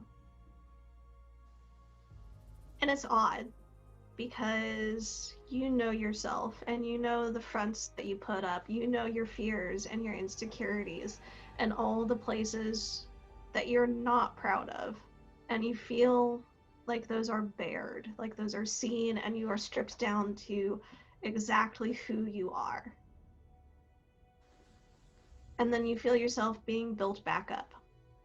As you speak, this warm wave of pressure washes over you, and you get the sense of a warmth, this heat, like hands pressing down on your back.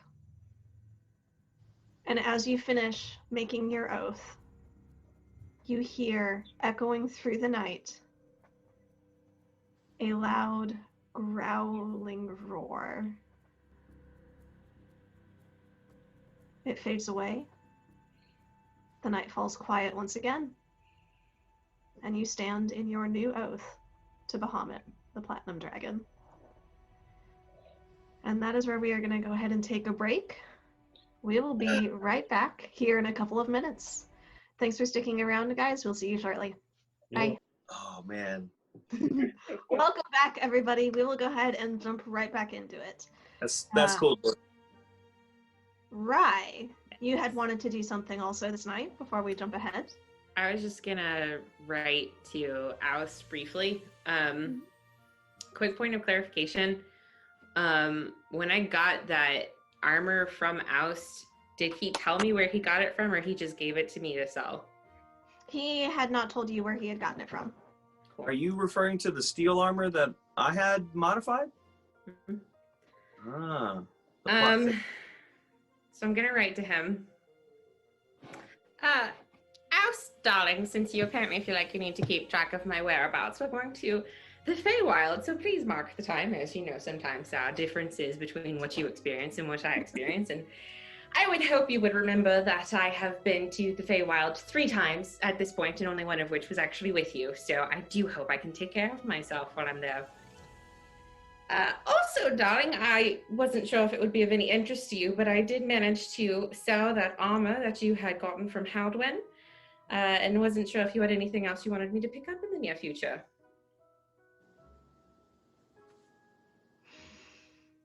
A surprisingly brief time later, you do get a response back.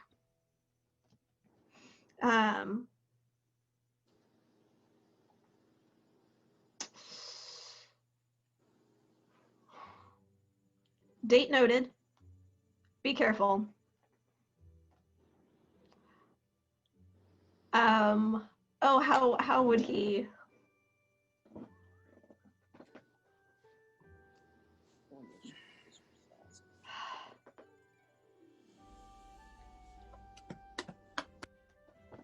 Oh, there's so many potential ways. Okay.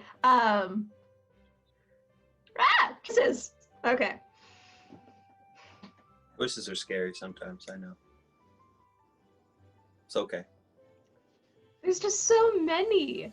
So many. That's the problem. Because that was a very intuitive leap of logic. That was well done, Rye. I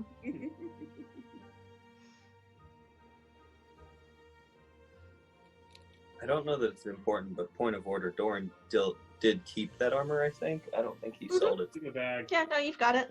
It's in the bag of holding. I have it in the bag. Yeah. Hippocrates just ends it with Haldwin passes on his thanks. Also, there's a postscript where it says, your greetings have been passed on. Have mine? ?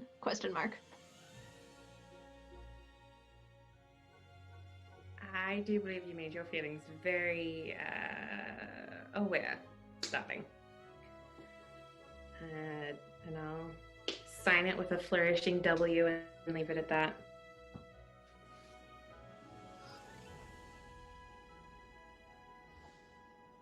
Okay.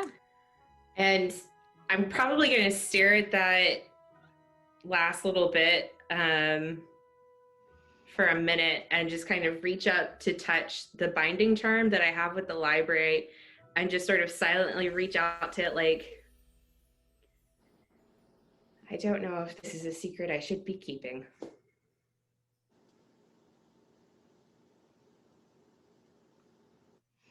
Dun dun dun. Okay. So you have your moment with the library. Is there anything else you wanted it to do? Just wait a minute to see if there's anything, I get any sort of feeling, but that's it.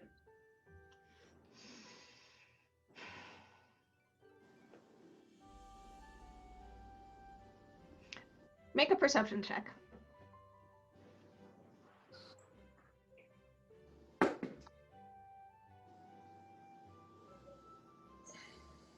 That's not great. That's an 11. Okay. You get a brief thrum that passes through it. Ever so slight. And then it's gone. Oh, Donna, if only you were here to talk to.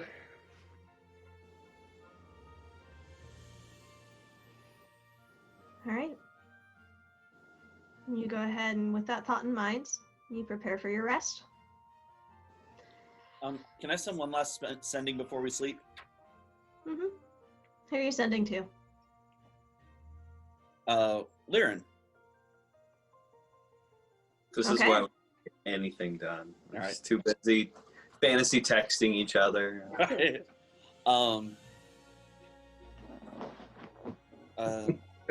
Lyran, we've recovered another journal. Unfortunately, we have not had time to go after the fourth. We are heading towards the Feywilds. Yes, the ones where you found me. And That's 25. mm-hmm.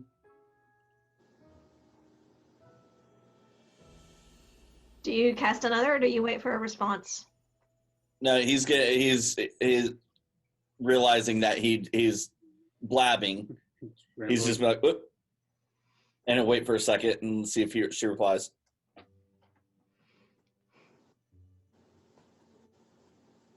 That was intentional, wasn't it? Going home can be a trial.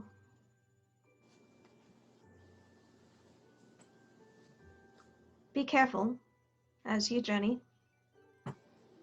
But you knew that already.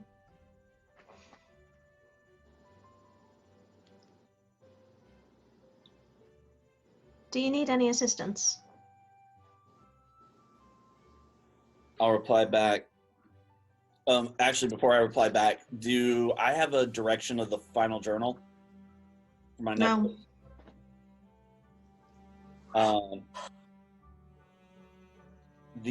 reply back. I know we're shorthanded. Any assistance finding the fourth would be appreciated. I'm not getting a tracker signal on world.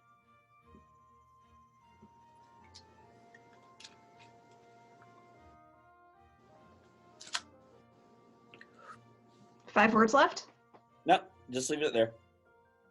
Okay. Love you. Bye-bye.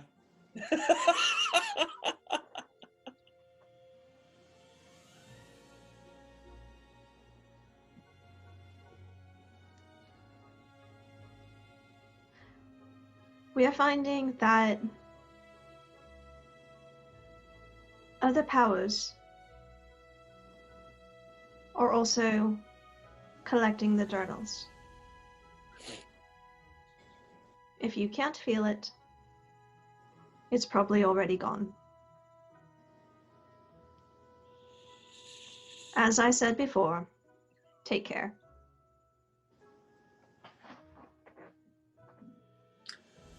And Val is just gonna kind of freeze in place, let out a 15-letter, 4-letter word, and then head into the group and wait for Okay. Doran to come back. Doran comes back about 1 in the morning. I take the mug that he supposedly was holding for me, and I just down the thing. It's warm, room temperature, slightly Oh. flat. It's I've had not it, so- nearly as good as it was when it was fresh. I appreciate it anyway, lad. All right. Well, Has your day been? Well, Has your day been good? I found out that the 4th journal is probably in the hands of other powers at the moment. So that's lovely. Great. I found out some interesting things about the war up north. Oh, please don't tell Halberd. oh, did you know? Well, Blimey, please tell me. Sweet Oh. God. I got to know, mate. Bod. I got to know, mate. That's what you learn. Is he really there? Are we going to play this? Yep. Apparently. No. We're about to leave. Halberd would be here. We're about to Yeah, leave. we're fixing to bamf out, so unfortunately he is here. Unfortunately. All right.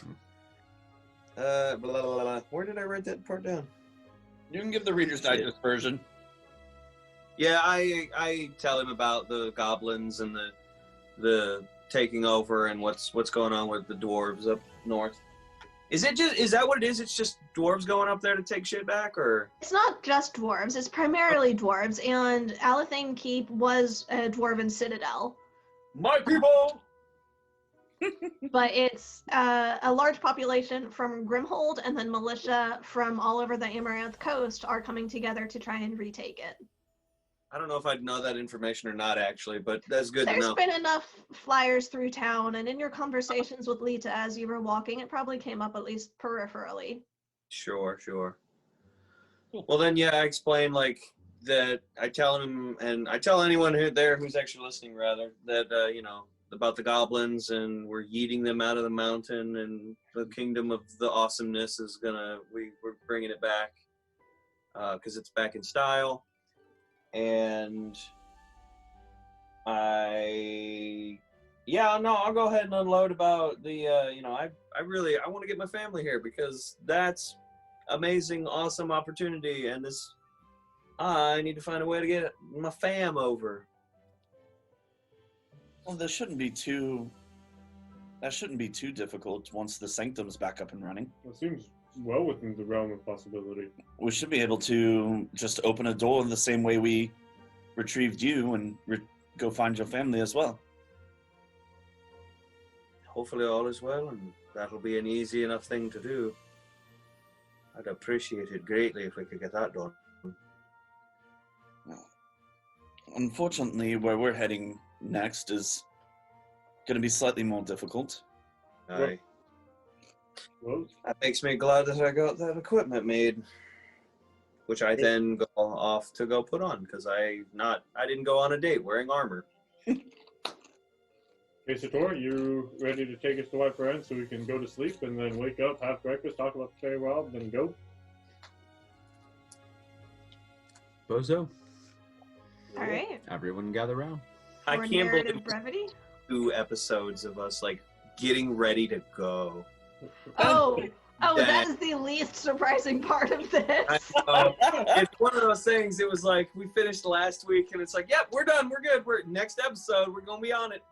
Anyway, Over the course of this past week, multiple of y'all have texted me saying, hey, I thought of something I want to do. Hey, we should probably do this before we leave. Hey, would it be possible to get this done? We are Least terrible. surprising No. part. I told the you. Lita Monkey Wrench. I told you. Yeah, Oh, yeah, no, that Lita was my Monkey Wrench is special. hilarious. That was my special gift to you, Garrett. Yes, I love it very much. All right, so Love her very much. Excuse me.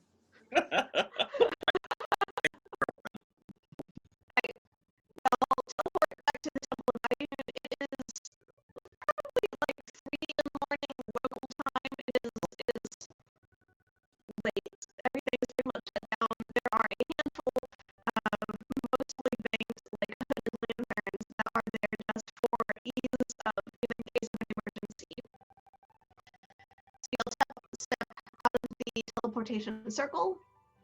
Where are y'all going? Well, we need to find somewhere to sleep. Or we can just straight up crash here, but I'm not sure they would appreciate that.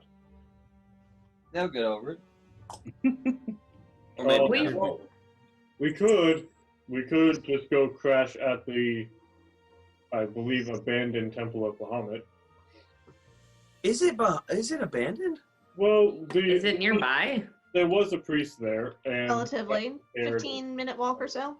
Okay, we're in the temple district, so they're all Mhm. Yeah. it would, on I mean, crossfire. that may be our better bet than trying to find a hotel. Would the Sounds- church have would the Church of Bahamut just given that up? No, they wouldn't have sent a new guy. That it's a recent thing, so there's There hasn't been quite enough time to reappoint Yeah. someone. time is Yeah, not since Soleux chased the last guy off. It's been about 24 minutes, 72 hours. So No, it's been longer than that. really, Mhm. Yeah, y'all just spent 4 days in Grimhold. right? You're right. So it's been like a week. It's been about a week. Didn't you 8 chase days, it? maybe. My time's off. It didn't matter. All right. Right. So let's just go stay there for the night, and then we'll wake up and knock out. Figure this It's out. been occupied by goblin bandits or something. I will murder all of them. I'll help you. Lauren's like, all right, I guess we're rolling initiative. So y'all walk to the temple. It is deserted. There is, it hasn't been cleaned up, and it has fallen even into more disrepair. Like, the windows have blown open. It looks like anything that isn't nailed down, essentially, has been picked over and taken out.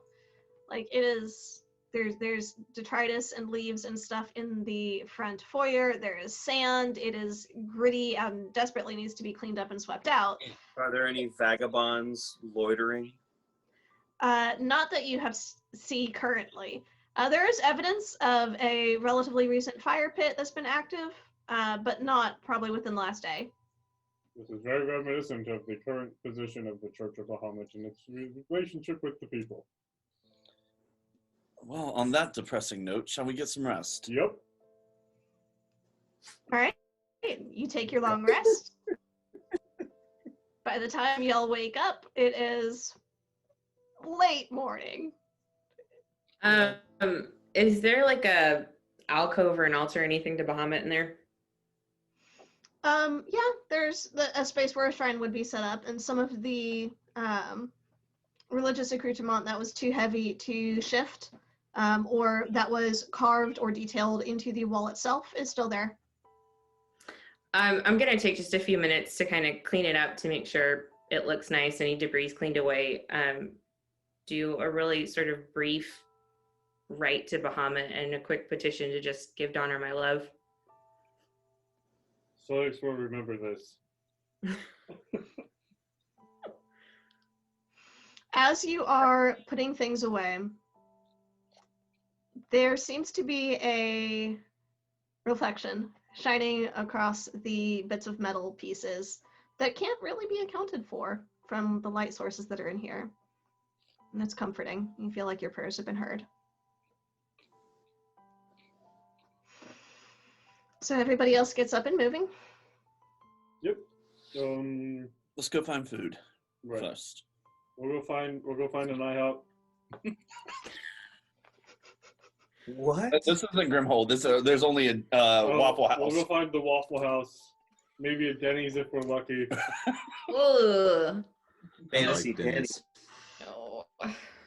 No, Denny's is better than Waffle IHOP. House, a fantasy Waffle House is easy enough. In fact, there are a couple of street vendors who have like fryers that they will cook it up fresh for you in various shapes and designs. This fried flatbread seems to be actually flavored with different spices than you're used to, but it's very tasty. Base tour's feeling. Find a table. Find a table. Wait, are these street vendors like? Is there a place to sit down, or they just get Find like a carts? or something, you know. They're mostly carts. There are a couple of shaded alcoves, especially in the temple district, where recessed from the street, covered with various awnings, various colors associated with the different deities. In fact, there's a public water fountain that seems to be a shrine to a goddess. If any of y'all, or a deity, I should say, if any of y'all are interested. 23. 23 religion. 23. Okay, making sure I'm telling you this. Thank you. Okay. Oh, wow. Yeah, I have a plus. Okay. You roll an 18. I also got a 23. Nice! So with the religious iconography and the colors and the shading and how everything is set up, this is obviously a shrine to Valkyr, captain of the waves, who is sort of guardian over those who travel the seas and those creatures that live beneath the surface. We're in the middle of a desert. Yep. That's But in really But it's a water fountain. it's a water fountain Right, is this in the Temple District. And actually, It's a wave. it's funny because y'all haven't seen a whole lot of like indoor plumbing or anything. You're not quite sure how this water is clear and clean and fresh. Isn't It there is. isn't there an item where it's like a jug that you can just pour infinite liquid out of? Like a decanter of endless water? Yeah, is the statue like holding a jug? Make a perception check. I perceive thing. The water salty? Oh, that's a Did doo-doo you roll. taste it? Perception. Yeah, no, that's a 7. I can't. 7. Not that you see. Sun is in my eye. It's not necessarily a statue. It's more graceful curves of stonework that give the illusion of water flowing from one to the other, even through the stone. Okay. So as we sit here eating, Good for the artistic value, and then move on with my life. Istor's feeling a little antsy that this is the first quest for Master Corey, and then it's just communication has been a little lacking, and this is like the day of, and we got up late, now we're eating and sitting, and just could we walk and eat towards the Temple of Ayun? Do we have much to discuss before we leave? we have, I'd say, a fair bit, but not. I don't see a reason why we can't walk and talk at the same time. And we know we're going and we're finding this gentleman. Yes, but have you much experience in the Feywilds? Nope. None at all, only in books. Oh, dear gods above. They really don't do the Feywild justice, darling. Yeah. My point is, how much is talking about it going to change our experience there? What's going to happen is going to happen. We have to roll with what we encounter. Not that we can't be You can prepared. have better experiences and you can have worse experiences, and the goal is to have Certainly. a better experience. So there are Doesn't a that- few things that we do probably want to discuss, but I do agree with you. We can walk and talk. Very well. Raya, I take it from your choice of verbiage that you have frequented the Feywilds. Oh yes, darling. If you don't mind, would you share your knowledge and experience of what we may encounter there? Oh, you called this meeting to order, darling. I don't feel like taking over. You go right ahead. Well, as some of you know, after my captivity, I was able to escape into the Feywilds. Spent quite a bit of time living there until the Sanctum found me. This is not going to be like our normal worlds. Time is not measured the same way. There's no day-night cycle to mark the passing of time. There's day and night mark more distance than the passage. We will have to be careful where we go, what type of creatures we encounter. There may be territories that we either want to avoid or make sure that we pay homage to before we cross. I think and Ra, you may agree with me on this or not. I'm not entirely sure what your experience is, but where we're going, words are weapons. Words are binding and words are contracts. You say even a simple thank you, and you may owe a creature a debt. You may come across creatures of the court that, without paying the proper respects to, will take our presence as provocation, as trespassers. My experience is mostly in the Summerlands, and Val will kind of like take a piece of chalk and paper and kind of draw a rough map. While we're eating? Yeah, Val doesn't eat a whole lot. That's how he stays this big. But yeah, he's not a big boy. He's a skinny boy. But kind of just draw a like north, south, east, west. In the north, he'll put summer. The south, he'll put like winter. And shoot, I have a map. Hang on.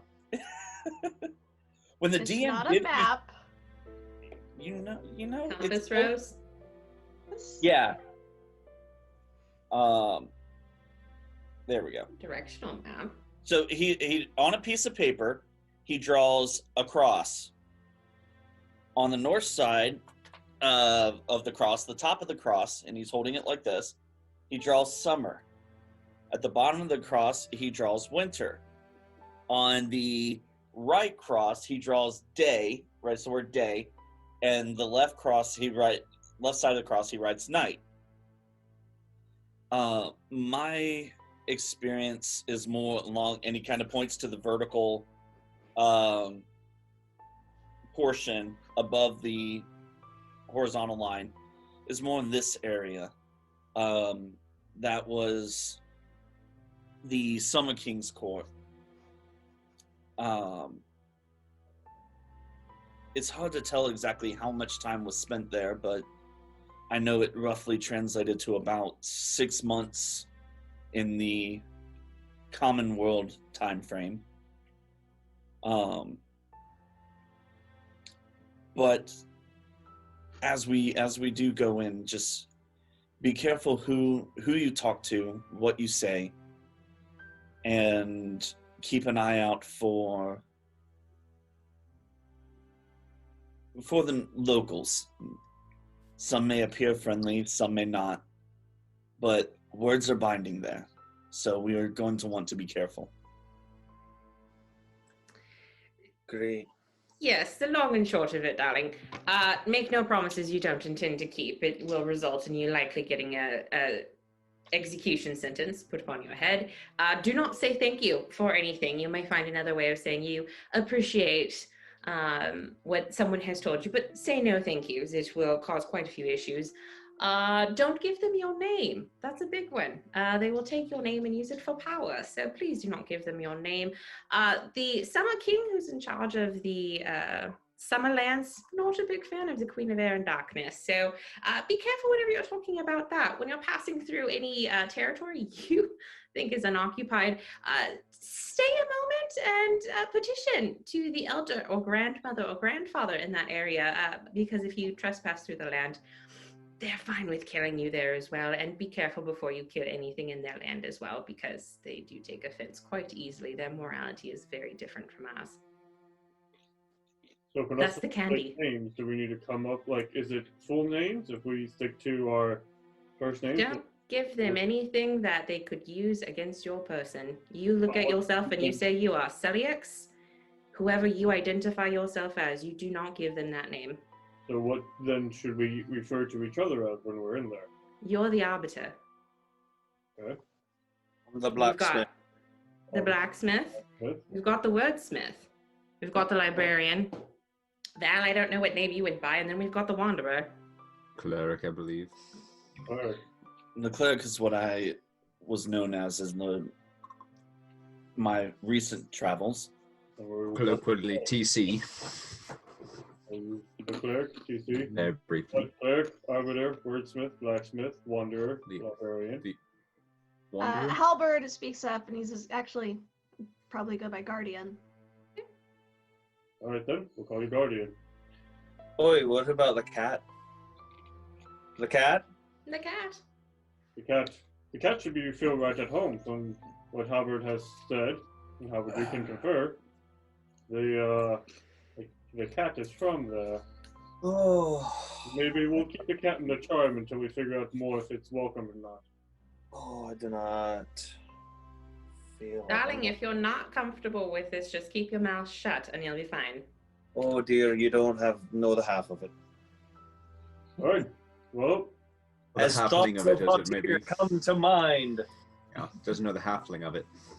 Oh, but hate you so much. Don't make me hurt you again. Alright, so by about this point, y'all have arrived at the Temple of Ayun. An acolyte is waiting there, seemingly on the lookout for you. You see her sort of perk up and gesture for you to come towards her, and she leads you deeper into the temple, into a room that y'all have not been in before. Ooh. Lanith and 5 other priestesses who are in their full regalia. The priestesses look to be inscribing runes on various surfaces. One of them is burning incense and preparing for a great working. As y'all approach, Lanith gives a little nod of the head to Kazator. Are you prepared to leave? I believe so. Very well. This is for your return. And she hands you a scroll. You take it, you look at it. It is difficult, and it describes a spell beyond what you are currently capable of. Mhm. It is a scroll of plane shift. And we did request that it take us to Dragon Throne.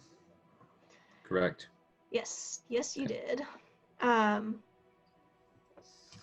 Kazator, you look at it, and while you can recognize it as an arcane working, it is not something that you that is within the schools of magic that you have available to you.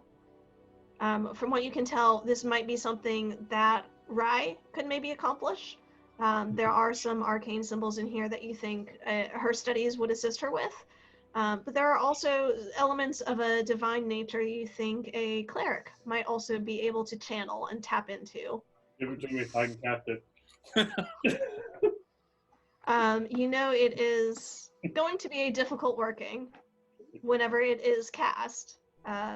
So it might be cautious to decide who takes it when. Is it something that magical people could, give power to the spirit bomb so we could teleport back? I love the reference. Thank you. That is a good reference. Not necessarily. Y'all have seen It's not a power with, level thing, it's like a skill thing.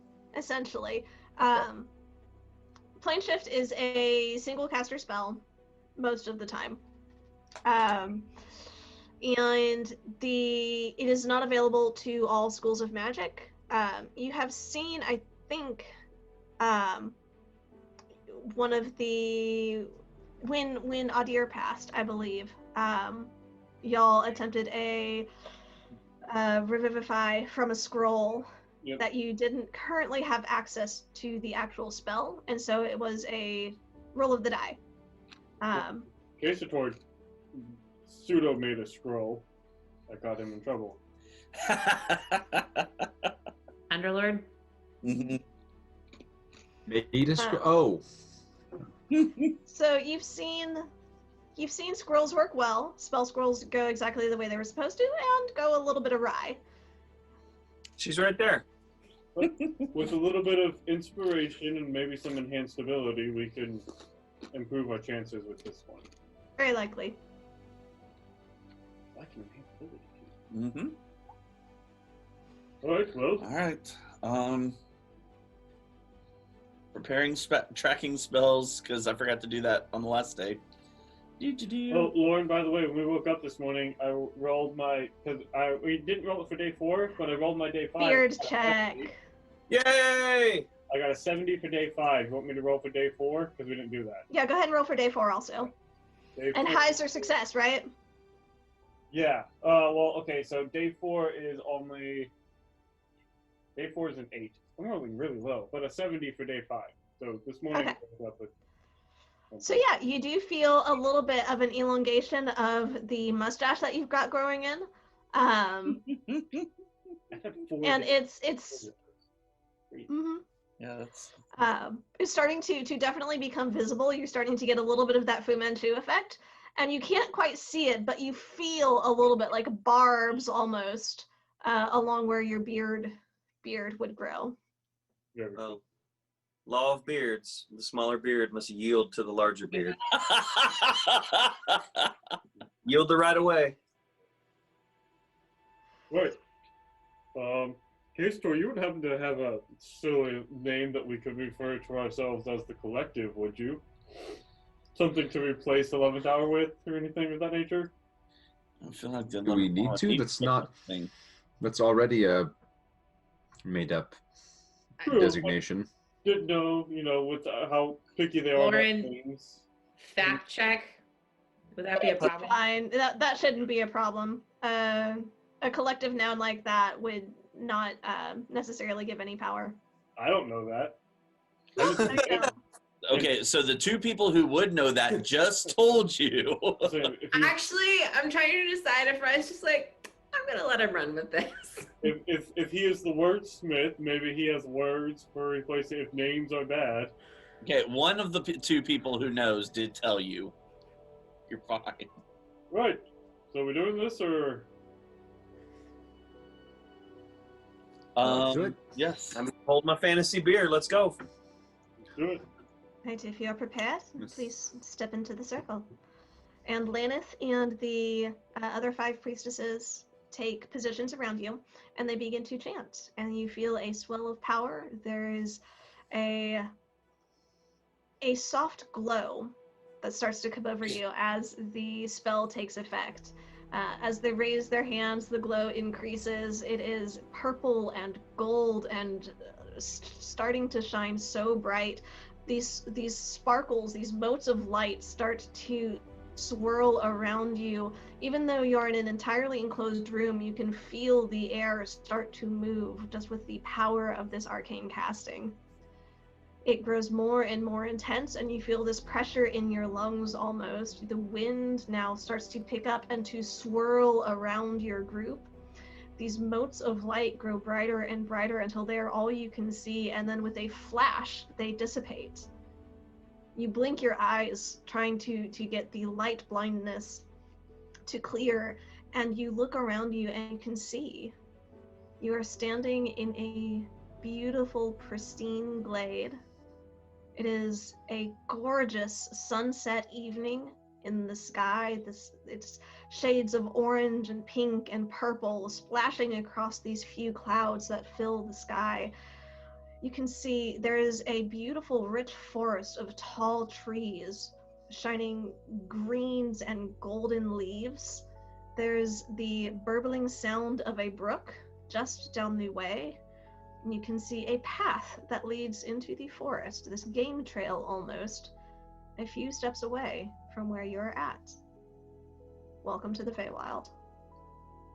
Val's just gonna reach down, grab the wolf head necklace, and just take a big, deep breath and welcome home, pup. Based on like the time of day in the sky, do we get an impression about roughly where in the Feywilds we would be located? Y'all look around, and as y'all are looking around, you noticed something odd. You see the arbiter, you see the blacksmith, you see the wordsmith and the wizard and the cleric. You don't see Halberd. He has not landed with your group. That's what you get for not being here, John. Seeing that, I'd probably immediately just send out a sending message. Okay. We'll get to the sending in just a moment. To answer Rye's question, you know it is sunset, so you're probably in the evening lands. It is a pleasant evening. It is not cold, so you're guessing you're probably somewhere on the border, or maybe slightly summerward of the border. It feels almost like that where it's not the heat of summer anymore, but autumn hasn't really struck yet, where the breeze is cool and pleasant, and it's a beautiful evening to be out on. Lauren, do I recognize this as part of the Summer King's Court, or is this... Oh no, this is far more evening than the Summer King's Court gets. More leaning towards, so we're in like the summer night sphere somewhere? Somewhere in that range. Probably closer to the winter border with the Winterlands. Alright, so, but will we still be inside the Riverlord's lands, or? Possibly, you don't know. You haven't been out this far. You might be in the Riverlord's lands, you might be on the other side of it. They were supposed to drop us off fairly closely to where our He dropped quarry in. disappeared at, yes? Yes, to where Reslin appeared. We're in in the Feywild. we're in a glade. You're in a glade, and there's a Yeah. path heading out. There is a little creek, and you are surrounded by trees. Does it smell good? I'm gonna look around. It for- does actually. It's, pristine forest. Track. Did we get information Preferably, on how I came here? Okay, too many people talking at once. Garrett, what was your question? Do we know why the dude showed up here? Why he was here? Yes. Okay, I don't remember. He was investigating a large planar shift. So something traveling from one plane to another that was enough to... All roads lead to whatever the thing. The battle at the north, the thing. Yeah. It's like Lauren connected all the threads. Not all of them. There's Lauren, lots of maybe- things that aren't connected. maybe where we are, I'm gonna look around and just see if I can see, I guess, Reslin or a track or a body or I don't know. We're supposed to be close to where he was last heard, so I'm just gonna stand and just sort of look around. Okay, y'all were sent to where he was sent to. Not necessarily to where he had traveled to his investigation, but to where he was sent to. So you're close to where he was investigating, but not necessarily his last location. But go ahead and make a perception check. 11. I want to do a thing, but I will do it after Jeremiah does his thing. Nope, never mind. Nope, that's an 8. Okay, pause on that. We are going to jump to the sending. Alright, before doing the sending real quick, just look over at Ryan. Librarian, if you want to make sure that we're not standing in someone's territory, I'm going to try and contact our wanderer, who seems to Yes, have... thank you, darling. So I'm going to send a message to Halberd. All right, Wanderer. You seem to have wandered off. Can you tell me what you see around you?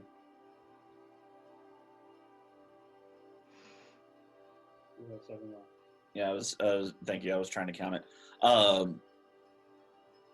Remember the rules. Keep Nightbane close. That too. Okay.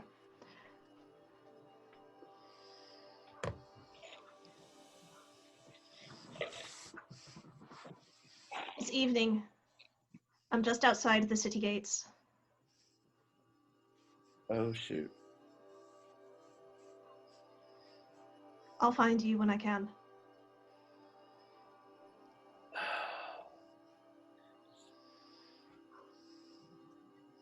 I blame Kazator. He would too. He totally would too. Does that spark any terrible rumor thoughts in Val's brain?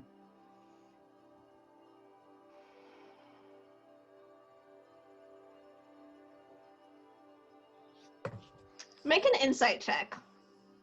we know we're in like the summery place, and the winter people and the summer people don't like each other. So That would be a Yeah. 27. Nobody likes it. Okay. While the words themselves don't necessarily spark any particular alarm, Halbert's voice was more uncertain and off balance than you had ever heard from him before. Okay. I think I was getting more along the lines of, like, in a city gates in the evening, would that spark any, like, would I have an idea of where he is? Not necessarily. Okay, This would be outside of where you would have traveled. fair enough. Oh, okay. He probably would have. I imagine Nightbane was in the charm when we're teleporting, so at least that's a good note. Yeah, right. Well, he seems to be. Not camping up the displacer beast. He seems to be outside a city on the evening side of the Feywilds. Right, that's outside my Purview. area of experience. So I don't know if that sparks anything in your world. Darling, I have traveled the Feywild. I haven't traveled all over the Feywild. I don't know in particular of it. And I'm gonna pull out some candy and walk towards the creek and put the candy down in front of it and say, is there an elder here who is available to speak with us? You hear a burbling giggle, and the water in the creek shifts and moves. It's like, oh, he's so polite. Of course. Why wouldn't I be polite in such a wondrous place? I have a few questions if you have a few answers. Have you more candies? Of course, darling. Let's see. Do you prefer the licorice style ones, or would you like these red ones? I've got a couple. Oh no, the licorice for sure. Oh, lovely. Yes, here you go. And I'll pull out and hand them a few more.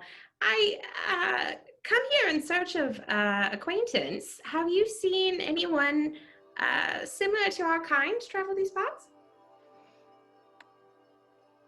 I have seen several travel through here. Hey, I'm gonna Who pause do you y'all real seek in quick. particular? Yes, there are some people in particular looking for a man of our world who came through looking for a city that arrived here perhaps 150 years ago.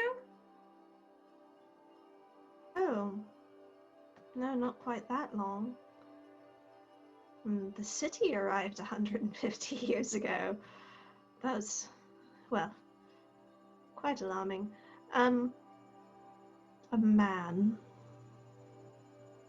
If you're looking for the city, it's up that way.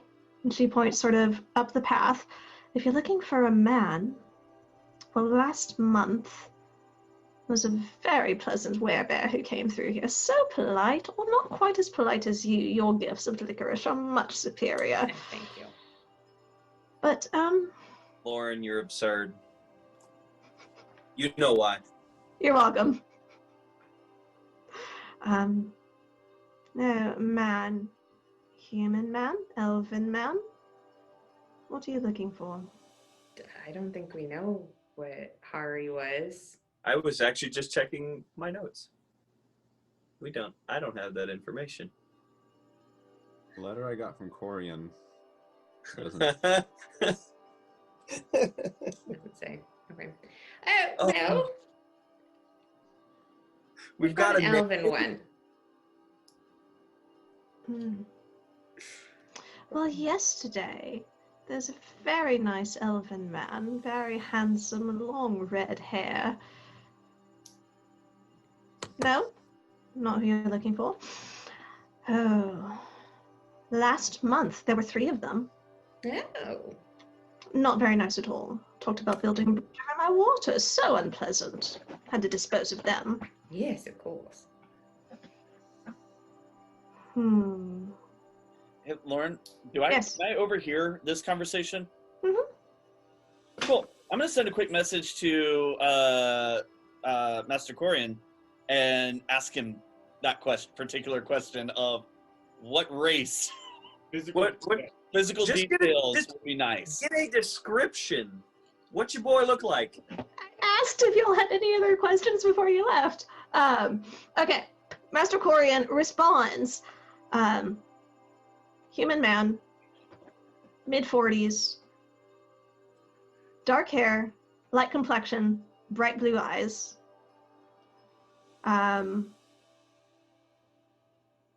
Tattoo of Raven's skull on his left shoulder. Word vomit.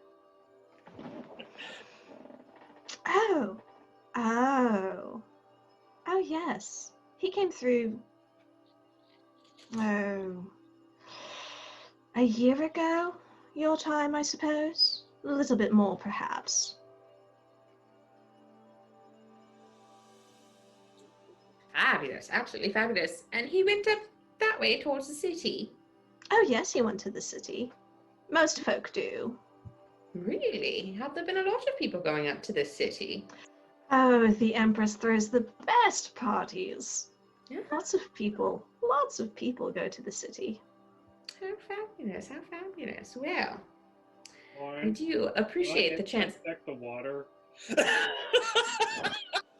I don't think a year doesn't fit our timeline. Yeah, the timeline doesn't Also- fit, right? What do you mean? It should fit. Oh, okay. Okay, I guess He was investigating a shift that happened 150 years Mhm. ago. Got that. He was supposed to be back a month ago, but left a year ago. That's Okay. where my confusion was. I was thinking month. Yeah, I was thinking. That's what it was. I He was supposed to I was gonna interject, but I wasn't sure if I was gonna get like killed by water if I didn't have candy for it, so I was just staying quiet till the end. Yeah, no, that helps. That's Okay. what we were looking for. I got my month and year confused. I thought he showed up here a month ago our time, not a year ago our time. Okay, never mind. I will not insight check the water. Okay. It's just water. Strange happened within the last month in this area. No. It's been fairly business as usual.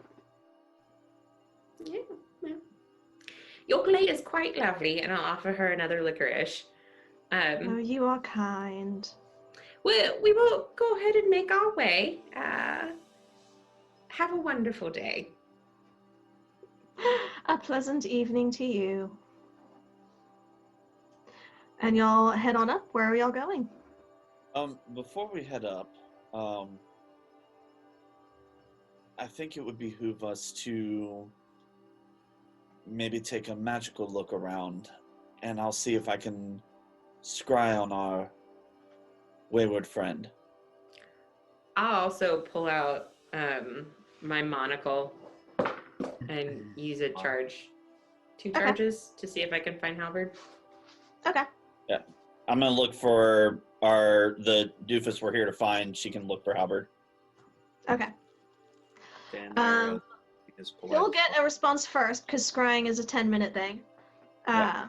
So while you're doing that, it's a locate person, right? Mm-hmm. All right. He is not within 1,000 feet. Oh dear.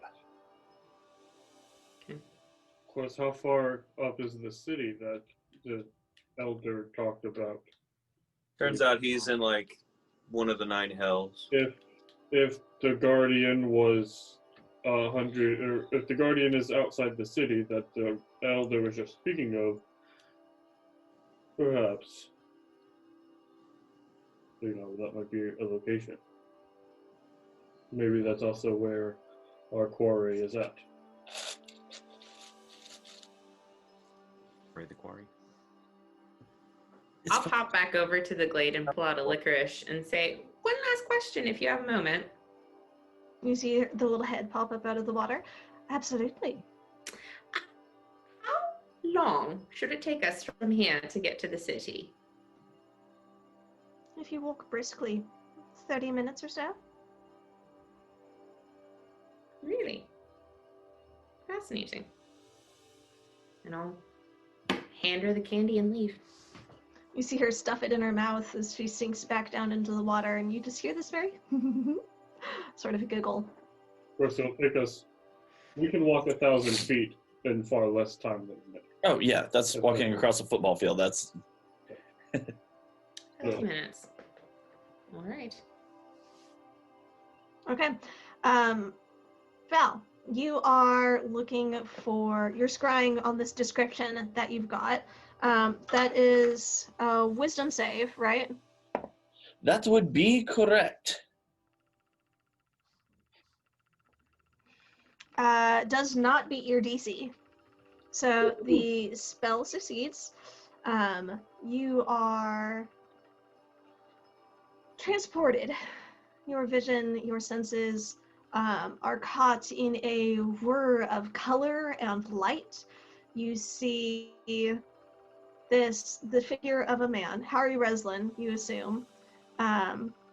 You get the sensation of movement, and you can see he is in some sort of well-lit, colorful cascade. It's hard to make out details, but he is dancing. Some sort of ballroom dance. There is a beautiful fey figure he holds in his arms in this gorgeous red and gold dress. The colors are vibrant and beautiful, and there are sparks of light that seem to form almost a halo around this figure. You look at Reslin, and he is just exhausted. You see there are shadows under his eyes. His face is gaunt. As he moves, he seems to be stumbling through the steps of the dance, but not ceasing. And you watch for 10 minutes. You get the sensation of music and light and color. Does the description of that creature ring any bells? The one he's dancing with.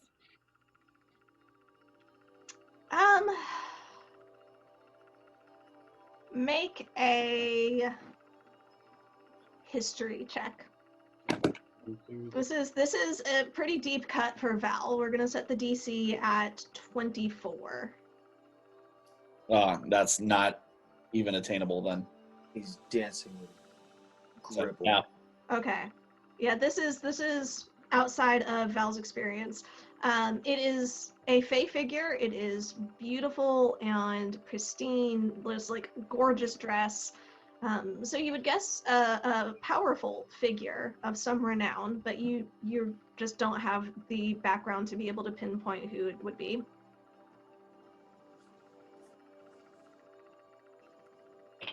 Okay. All right, so you return over the next 10 minutes. This scene doesn't really change. There's this motion, this music, this color, this blur, this exhausted dancer in the arms of a powerful fae. What's the? And you return to the group. Is it dark? Is it No. sunny?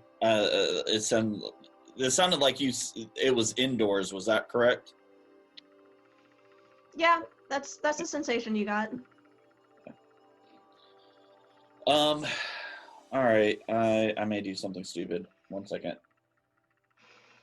Yay! It's our catchphrase. Don't go through all your spells right at the start. I'm gonna do what I need to do. I'm gonna not wander far, but I'm gonna wander up the path just a little bit to see what's coming up ahead.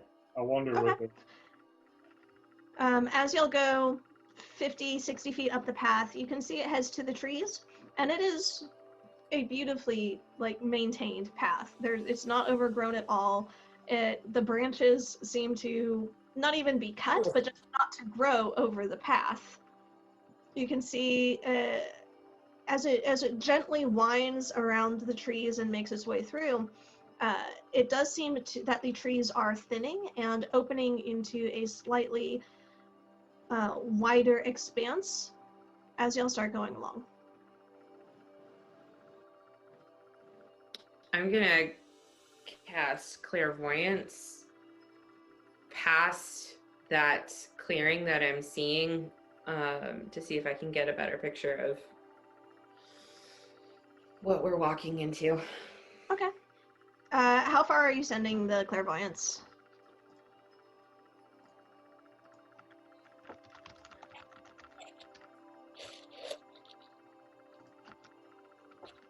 half a mile out. Okay. That direction.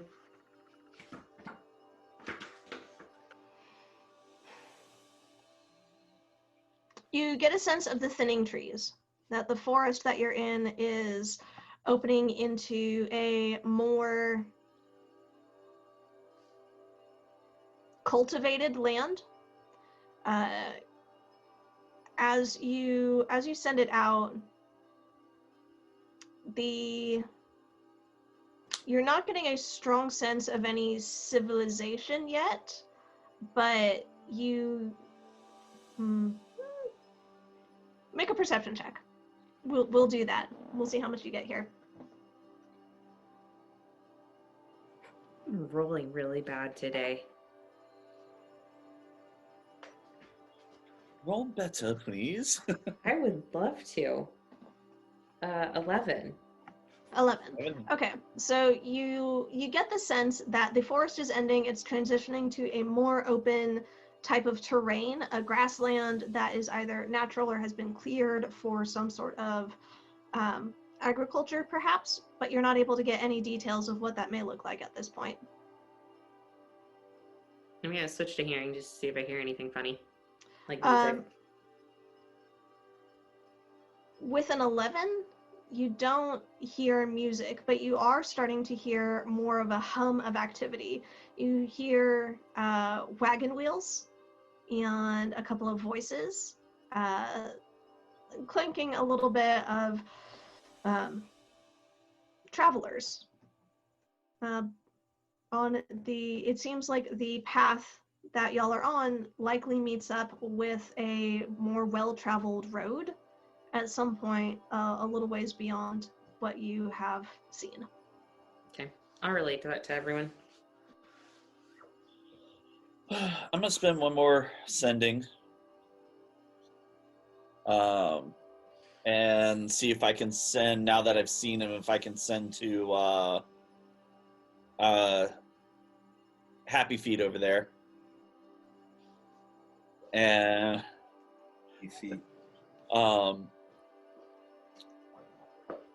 shoot, what was his name again? Ari. I always want to call him Hare Krishna, and I know that's wrong. That is wrong. But I know it sounds familiar. Hari. Hari. Okay. Hari Reslin. Reslin. Okay. Reslin, we've been sent to come and bring you home. Can you tell me in 25 words how to find you? 4 words left. Love you, bro. Master Domain Corian sent us. details are appreciated.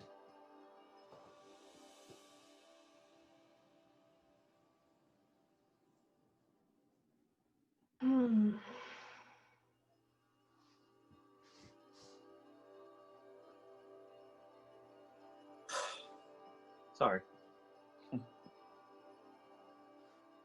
I am in Torum, in the court of the Eventide Empress. I displeased Her Majesty.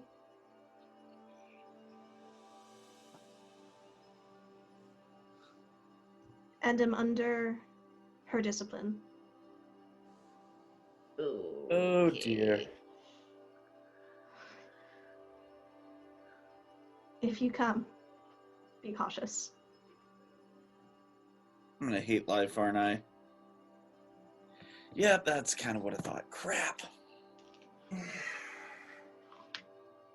Okay, I'll relay that to everyone, and we'll do what we do. So what does that Be right mean? back. I have a question that this brings to.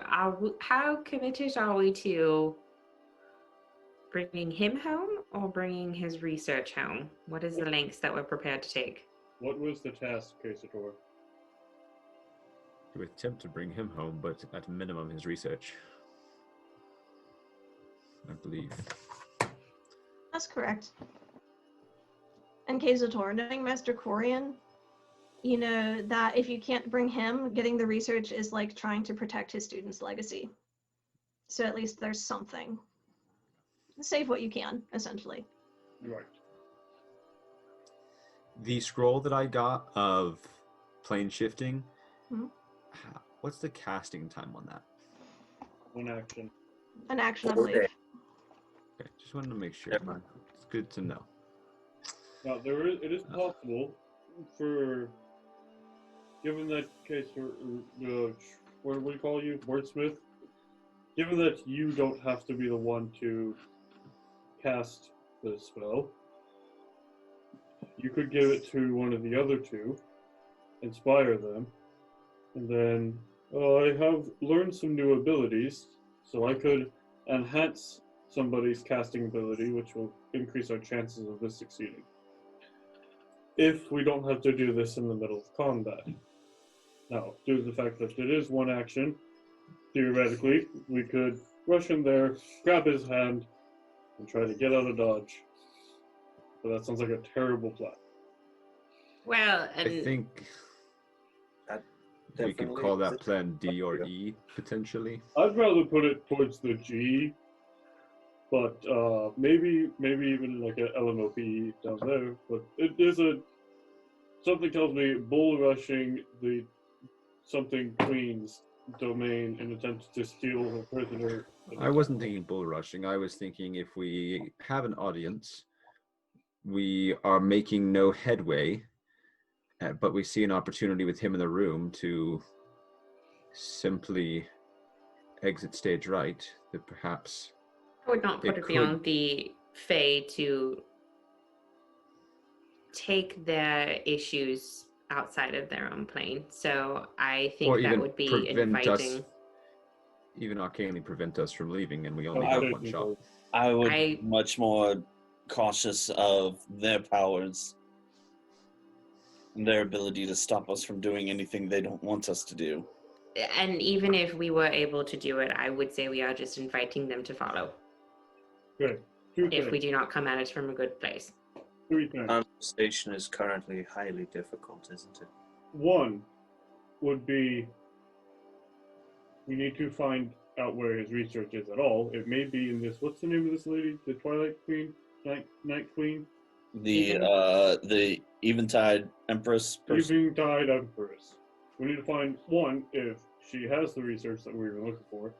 Two, we need to find out if the city that we're semi-close to, if that happens to be with the Summer King, and see if he doesn't like her, if maybe we can levy that in some way.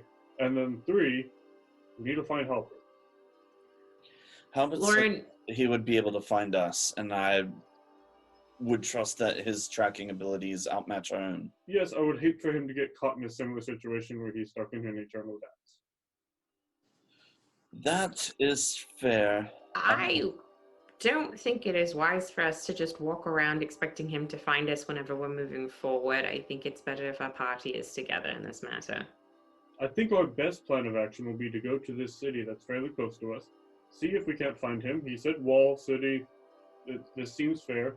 Find out who exactly it is that where we are, who we're dealing with, and see if we are in this Empress's lands or nearby, or that this city is aligned to her in some ways, or maybe they're not. Maybe this is their own individual. I don't know the politics here, but what I do gather is everybody hates but also tolerates each other the same way. Nobody likes each other, but we're all willing to use each other if necessary.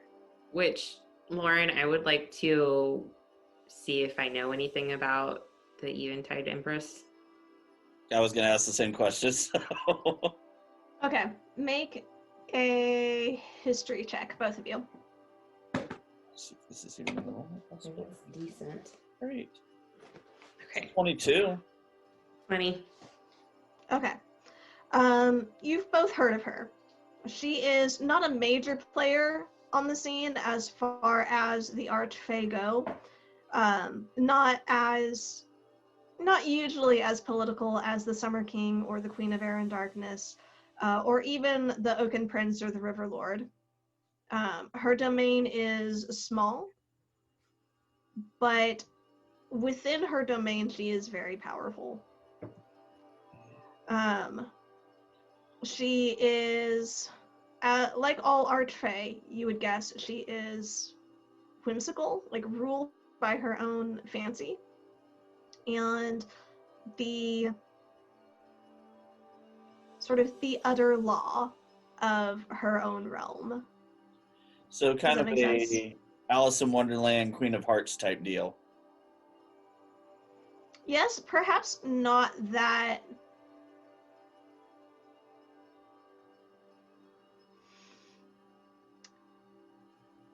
She doesn't necessarily have the reputation for violence that the Queen of Hearts would. I mean, that's a good. I was gonna say, no, that's good. That's a good thing. That's a point in our favor. You have heard her parties. It's essentially night after night after night, an eternal sort of banquet that she throws, and that's sort of what she's best known for. Man, how does she budget out all that food?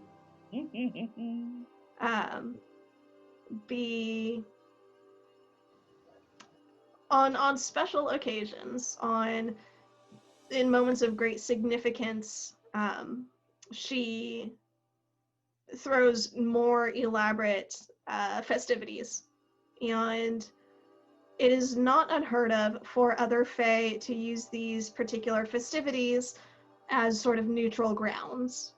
Not that she herself is a neutral player, but she has sort of curated this potential, and that's where she sort of gets her power, is her connections and her ability to curate that ability.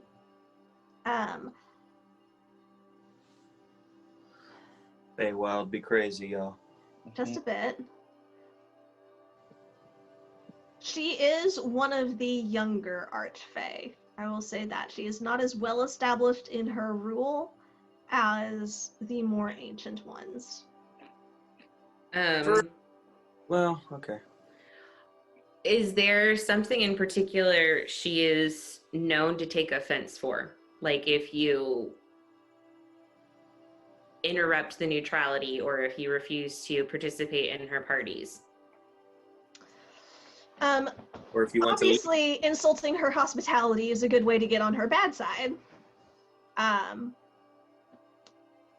Apart from that, like, neither of y'all have been in her domain, so that's not something that's really on your radar. Right, so we can imagine that this individual who was sent here is not an idiot.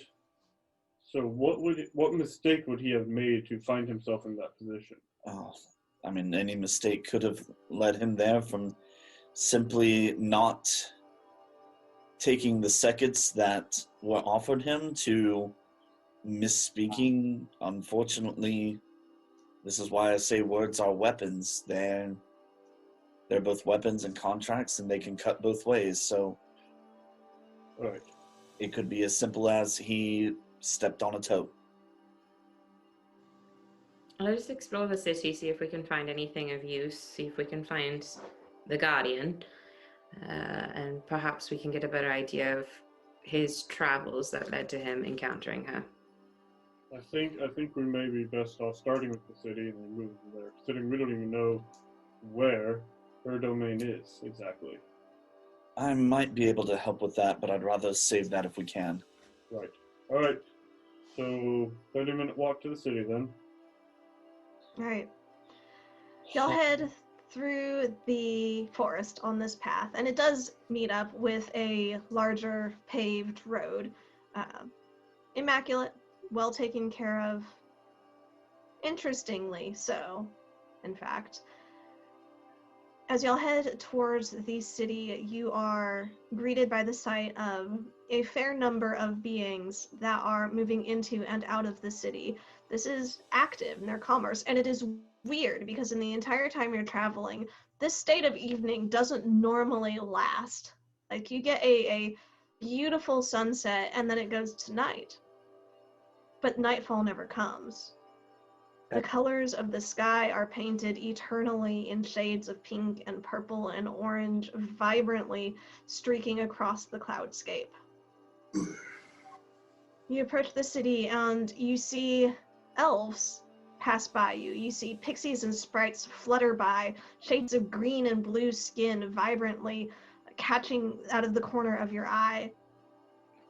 The Fae themselves, leading horses and deer and goats of wide color variety into and out of the gates. You pass a number of farms that are not curated the way that you have seen in the past, but where they're more wild and more untamed, and the growth of the plants on these farms, in these gardens, is almost explosive.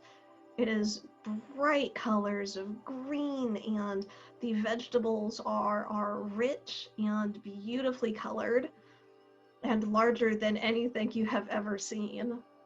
As you walk along the path, you catch the sound, especially as you approach the city, of more and more voices. And once you come around a little bit of a turn, the last of the forest falls away, and you can see that the city itself is set almost in a C-shaped clearing, where the forest that you had just come out of is actually a wide circle around this place. You can see little almost towns popping up around the city itself. There's a tall set of stone walls, mostly white, with streaks of pinkish stone mixed through. The gates are large and impressive. You can see soldiers in armor patrolling all through them. The castle of the Eventide Empress rises above it all. It catches the light in the evening sky and seems to reflect those colors back at you, where the white and pink stone just amplifies the colors splashed on the cloudscape. That's what I was worried about. Oh, shoot. Looking at, because they said that this came from a planar shift 150 years ago. Mm-hmm. Does this look like a city that is not from here, aka is this actually the city we're looking for? Or does it look like it's more native to the type of buildings that we're seeing the residents creating? Does the stonework also, does that seem from here or nah? Doran, make a roll for your stone sense. The architecture itself, I will say, is very elvish in particular. It's got those gracefully curved arches where everything is beautifully almost stacked in a way that mimics the natural world. It is odd, and I'm just going to give this one to y'all. I'm not going to make y'all roll the nature. It's set on a hill in an otherwise fairly flat and forested area that does seem a bit out of place. Lauren, looking at the amount of like the busyness, the people knowing, I mean, I've spent more than my fair share of time in cities. Can I sort of gauge is like the amount of commerce and people not only coming to but leaving and everything else?